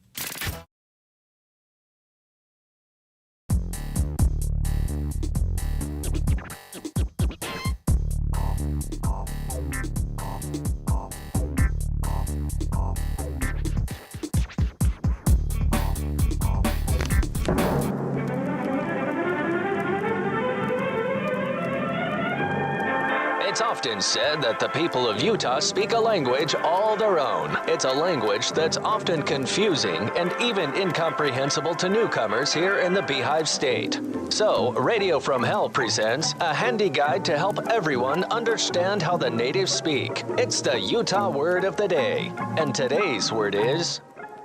gel. G-E-L, gel. And now to use the word in a sentence, LeVar and LeGrand are here to show you how Utahns speak. Listen carefully for the word gel. Our word today was supplied by a famed Utah attorney who has undoubtedly heard this word used more times in his life than he cares to remember. The word again is gel. Hey, LeGrand, how's tricks? What? How's what? Tricks. You know, things. How's things? How's it going with you? How's tricks? Oh. How's it going? I got you. How's it going? I asked you first. What? How it's going, that's what. I just asked how's it going, then you... Never mind. What's wrong with you? Well, sure. I mean, no doubt I'm just fine. I'm a little distracted, maybe. Who wants to know? Never mind. What's got you so distracted, LeGrand? Well, I was speaking on the phone with my uncle down to Moab. My Uncle LeGrand. I'm LeVar. You're LeGrand. That's the... so's my uncle. Huh? Yeah, LeGrand Peterson. He owns a small gravel pit down to Moab. Wait a second. Ain't you LeGrand Peterson? No, I'm LeGrand Peterson. He's Peter S-E-N. I'm Peter S-O-N. Well, hell, that's confusing. Not to us. But anywho, he wants me to come down to Moab, help him catch some appliance dumpers. Some what? Someone has been dumping old appliances into his gravel pit. Oh. And he can't catch them. There's like 10 old fridges there and more every couple of days. So my uncle LeGrand will have to pay to have them all hauled away. And that's going to get expensive. But if he can catch who's doing it, maybe he can get reimbursed. And if not, well, he's just going to have them thrown in jail. I guess illegal dumping can get you jail time. It's jailable, all right. So long as the gels down there ain't full. Yep. Yeah. But I got a few things to take care of first.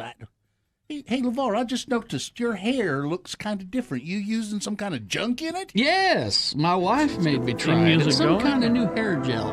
Get her on the phone. Is Join Elena us Wood again there? some other time as Elena. we examine how the Utah natives speak Elena. with the There Utah she is. word of the Elena. day. Yes, now there you are. How are you today? I'm doing pretty well, thank you. How about you all? I'm hungry. I'm really interested in this idea of intuitive eating. Tell us what that means. Yeah, intuitive eating, it's a framework for healthy living. So it's a very specific model that's built around the idea that every body, so every person as well as every physical body, deserves dignity, respect, and it supports a process of eating that helps us to be more physically and mentally well. Huh? I don't know. I don't. So if I'm craving a donut, because we've been talking about that today, is that listening to my body? Yeah. So this actually touches on a couple of the pieces of intuitive eating. One of these pieces is to honor your hunger, and that is to say, when you're feeling hungry, you have permission to eat. A lot of times, some of these diet plans really want us to limit when we eat and things like that. And so intuitive eating invites us to listen to and feel what's going on in our body. And then the second piece, which is to make peace with food. This is to give ourselves permission to eat all foods, of course, short of having food allergies. Please don't eat things that are going to make you sick. I raised the white flag to food a long time ago. I gave up. I made peace with it. You made peace with it. This isn't giving up per se, but it's not demonizing specific foods. So, you know, if you eat one donut and you're like, yes, that was delicious and I feel just fine, then huzzah, high five. If you eat 10 donuts and then you notice, oh, I really don't feel good because that was way too many donuts in one sitting. That's another piece, actually, of intuitive eating where you say, oh, now I know for the future that I don't feel good after I eat that many donuts in one sitting, right? Yeah. So it's finding that balance with yourself. So the next one that we're going to talk about here, pay attention to satisfaction. That's really interesting because a lot of times if you have a plate of food in front of you and you eat and if you really think about it, you think I'm full. I've had enough, and there's still a lot of food on the plate, and so you go, oh, but I can't let that go to waste. I can't. Oh goodness. I've got to. I guess I better finish it. You know what I mean? It's like you almost feel, or if somebody else has made it for you, and you sort of feel obligated. Well, I better eat the rest of this because they went to all the trouble to make it. Yeah, absolutely. This is so relatable, and I know a lot of us have issues with throwing away food or taking leftovers, and some people don't want to eat leftovers. So there's a lot of different things going on there. And I think at like the heart of the matter, what I want to encourage people to do is to pay attention to their body. You know, if you are feeling full, I think it's important to prioritize that sensation over the guilt or worry that might be attached to throwing food away, taking leftovers, that kind of a thing. Yeah, and you're right. Some people do have an aversion to leftovers. I don't have a problem with it myself. If there's some leftover, I do too. Actually, I like it. And that means you don't have to cook the next day. Here's lunch. Yep. Exactly. Yeah. Let's see what else. Is there something else we ought to figure out about this? Yeah. So the next recommendation is to cope with your emotions with kindness. And this is pretty broad. So a lot of times I know that we use food as maybe a method to ignore if we're feeling upset or sad or angry. And also we attach a lot of guilt to the ways that we eat sometimes. And so just practicing in those spaces, if we are tuning out with our emotions, can we find a healthy way to connect to them, such as journaling or talking to a friend? If we are feeling guilty about food, can we take a step back and just remind ourselves that, you know, food is not good or bad. It simply is part of our lives, and kind of step away from that guilt. But Elena, if my mouth is full of food, nobody will see me crying. It is possible to cry while you're eating. I've done it. I don't know. Just keep my mouth full of food, and I'll still be crying, but people won't notice. They'll just be noticing my mouth is always full of food. Oh my goodness. Yes. I think these are all excellent suggestions, though. People develop these weird relationships to eating and food, and I'm certainly among them. I think the big takeaway is that it's not good food and bad food. There's have it in moderation. If you want a little treat, it's okay. Yeah. Thank you, Gina. I don't know. I would not encourage anybody to go out and eat a big bucket of greasy chicken. You don't have to have a whole bucket. You could just have a little greasy chicken. But even one is not going to do you real. If you've been dreaming about greasy chicken, just go have a little greasy chicken. Well, it's like I said earlier today. I'm going to go to Costco, get a rotisserie chicken, take it home, put it on the kitchen table, and just eat the whole thing myself one day. In the shower. In the shower. That would be an interesting challenge for sure. Elena, these are great. These really are good suggestions. You should read through these occasionally. Where can people find out more about this?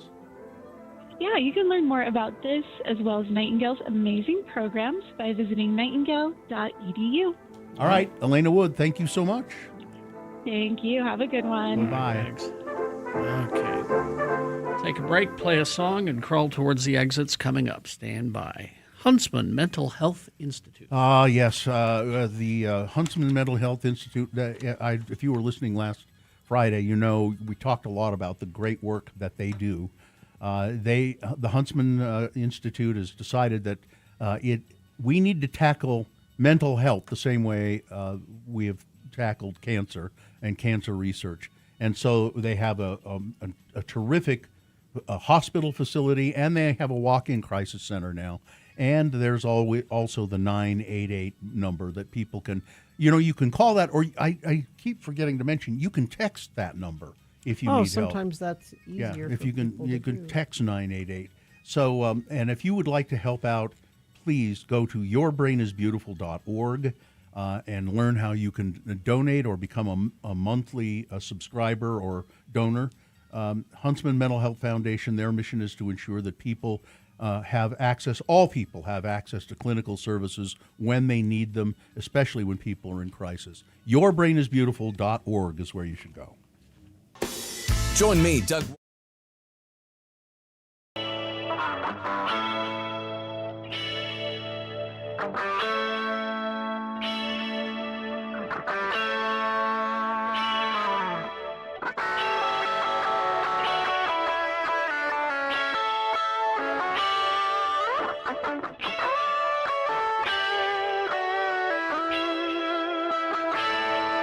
Let's see. Now, before we get to Boner of the Week, we got a few moments here. Mm-hmm. And I'm just intrigued because I want to play this game. Okay. All right. I know what you want. Gina's list about British actors that you didn't know were British. Yes. Now, this would be a more interesting list if it were in actors and you had to say British or not British, but these are all British. They're all British. You ready? All right. Okay. Now, do you want the list intro? Yeah, go ahead. Okay. It's Radio from Hell with another list, because people love a good list. X96. So there's really nothing we can guess at here. No. It's just, did you know? Okay. So we just keep track of the ones that we did know. Yeah. We will be honest about it. Yes, be honest. Henry Cavill. I knew that. Superman. Because everybody in the, well, not everybody, so many people in the geek community were upset. Because he's not American. That Superman wasn't American, to which I have to remind them, he's Kryptonian. All right. But he's a symbol of the all-American way. He was born in Jersey, not New Jersey. Jersey. Old Jersey. Old Jersey. This everybody knows this. Idris Elba. Of course he's British. Yeah. He's born in London. That Hijack show is really good. Christian Bale. Yeah, of course. People might not know that. He plays a lot of Americans. And he's Batman. Again, another segment of the geek community upset that Batman wasn't an American. Charlie Hunnam. Yeah, of course. Yeah. From the Sons of Anarchy. Yeah. Sons of Anarchy, okay. James Katie likes the Charlie Hunnam. I was surprised when I found out he was British. I didn't know at first. Yeah, but but people might not know. Okay. James McAvoy. I knew. Sure, yes. Daniel Kaluuya. Yeah. Yes. He was great in The Silo. Tom Holland. Another Yes. British Spider-Man. superhero. Spider-Man is, he should be from Queens, right? Sacha Baron Cohen. Knew that, yeah. Andrew Lincoln. Yes. Yeah. No, don't act like that. Let's stop Okay. for a minute. Remember when you first found out? I knew Andrew Lincoln was British because I saw him in Love Actually. And I did not see Love Actually, so A lot of people are surprised. I was surprised because I saw him in Walking Yeah, Dead. Rick from Walking Dead. Yeah. British. Henry Golding. I don't even quite know who that is. Who is Henry Golding? Crazy Rich Asians. Oh, the star. that was a surprise to me too. Yeah, because he does not have a British accent. Yeah, I'm not surprised because I don't know who it is. Kit Harington. Yeah, Jon Snow. No, I figured he was British. Gary Oldman. Well, how can you not know this? Exactly. He's Dracula. Robert Pattinson. Yes. Another Brit playing our beloved American superheroes. Damian Lewis. Yes. Damian Lewis. Who's Now that? he plays He's on Billions, and he was on the thing with Claire Danes. but he usually has an American He accent. plays a lot of Americans. But Riz Ahmed. yeah, that one is kind of surprising. That one surprised me. Yeah, I knew because I knew he was a big, famous DJ. Andrew Garfield, another Yep. British Yep. superhero. That one he also surprised me because he American accent all mostly the time. plays Americans. Yeah. Daniel Day-Lewis, that's not it. That's, yeah. Jude Law, you know that one. Andy Serkis, Yeah. British. Yeah. Well, I thought maybe it was New Zealand. Oh, yeah. I can see that, yeah.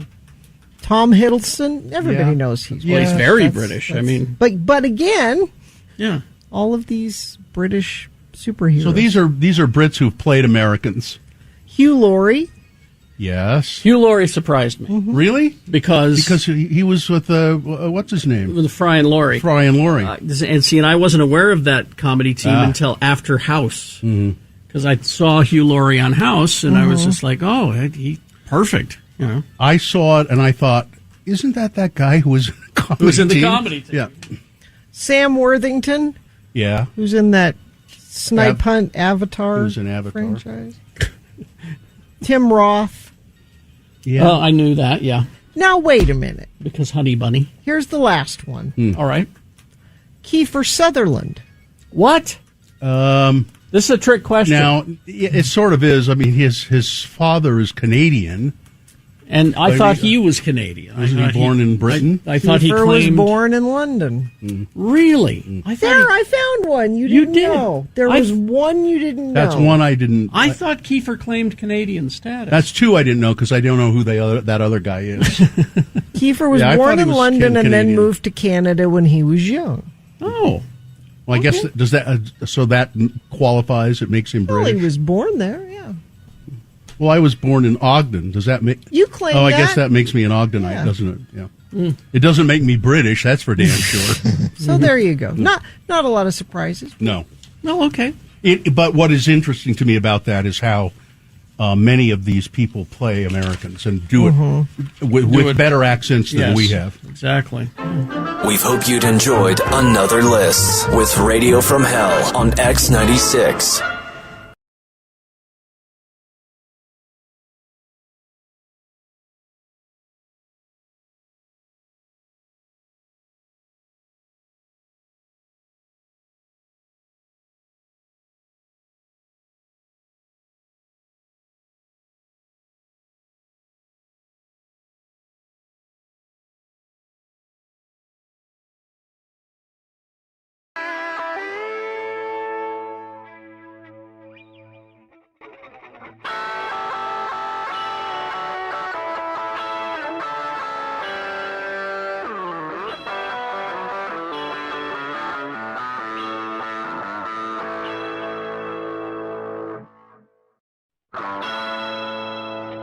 All right, 9:51.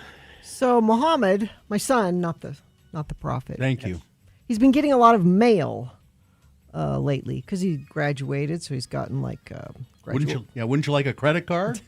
Well, that but he's also gotten like a lot of graduation cards and announcements, and a lot of mail from colleges, and so we've been leaving him just a little stack of mail on the counter because he's getting a lot of mail, and he was going through his mail, and he's like, "Oh, this looks important."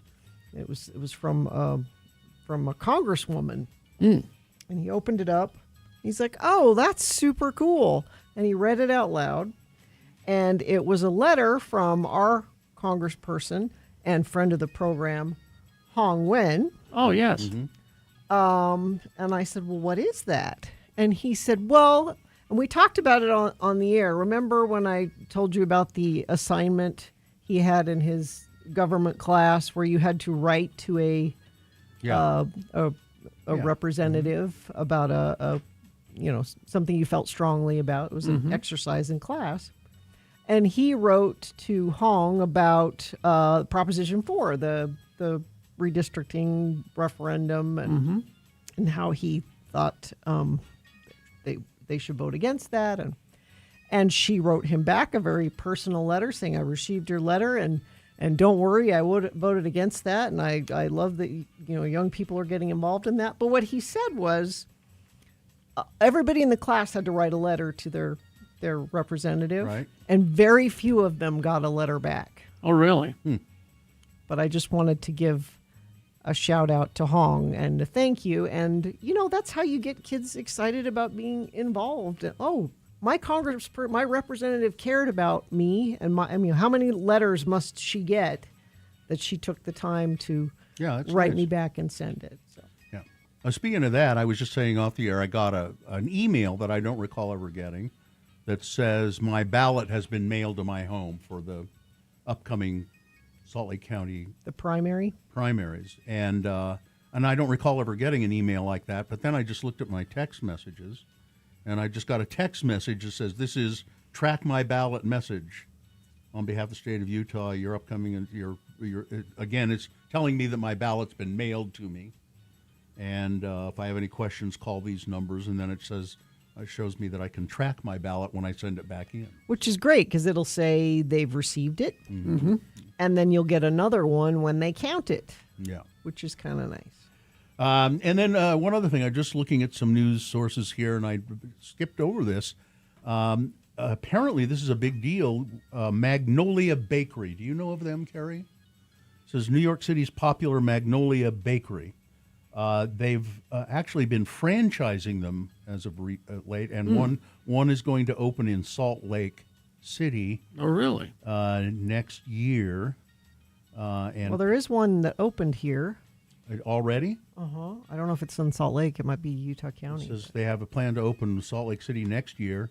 It says here it'll be the bakery's first location, Utah location, as part of a national, international food chain expanding. So I saw TV people there and eating stuff. So, well, is that local people? Is that a current story? Yes. Yeah, it is. Just came in. Let's get Ben Lee on it. That sounds like that's right up his alley. But apparently, the one reason I wanted to mention this, Carrie, is that apparently Magnolia Bakery, they are famous for their banana pudding. Ooh, nanner pudding. Yeah, I knew you'd like that. Yeah, opened its first franchise location in Holiday Hills Development, June 1st. Opened yesterday. Oh, okay. So it's maybe this story was from yesterday then. So they just opened. Yeah. Yeah, in Holiday yesterday. And they're planning to open another location in Foothill Village in the fall. Oh, yeah, that's weird. It says open next year. Salt Lake City next year. That's weird. But anyway, We'll send Ben there. I went to their website, and they do very elaborate cakes and brownies and cupcakes and their world famous nanner pudding, fresh banana pudding. World famous. Gentlemen, behold! Classic banana pudding party bowl. A party bowl? Yeah. Or you can go do in there and have your do-it-yourself banana pudding bar. Oh, it's down there by the Trader Joe's at the old Cottonwood Mall. That makes sense. Yeah. Okay. Individual cheesecakes. Cookies galore. Man, they do lots of stuff. I'm Cookies Galore. I'm heading for Holiday Bakery. It's my drag name. Or Magnolia Bakery, I mean. Cookies Galore. Cookies Galore. Sure. Yeah. All right, let's do the promo and roll toward the A exits. fully loaded icebox bar. You know when you got an itchy tag on your shirt? You cut it off, but you leave a little bit because you don't want to put a hole in your shirt. And then it's more itchy than ever? That, my friends, is a thing that must go. Email your thing to radiofromhell@x96.com. Radio from Hell, more itchy than ever, Wednesday here on X96. Chocolate pudding icebox pie? I'll take it. Fine job as always, Katie. Live long and prosper, bitches. Don't you know who I am? I'm going down the donut hole. Oh. Nick is next. Kicking off nothing but great tunes for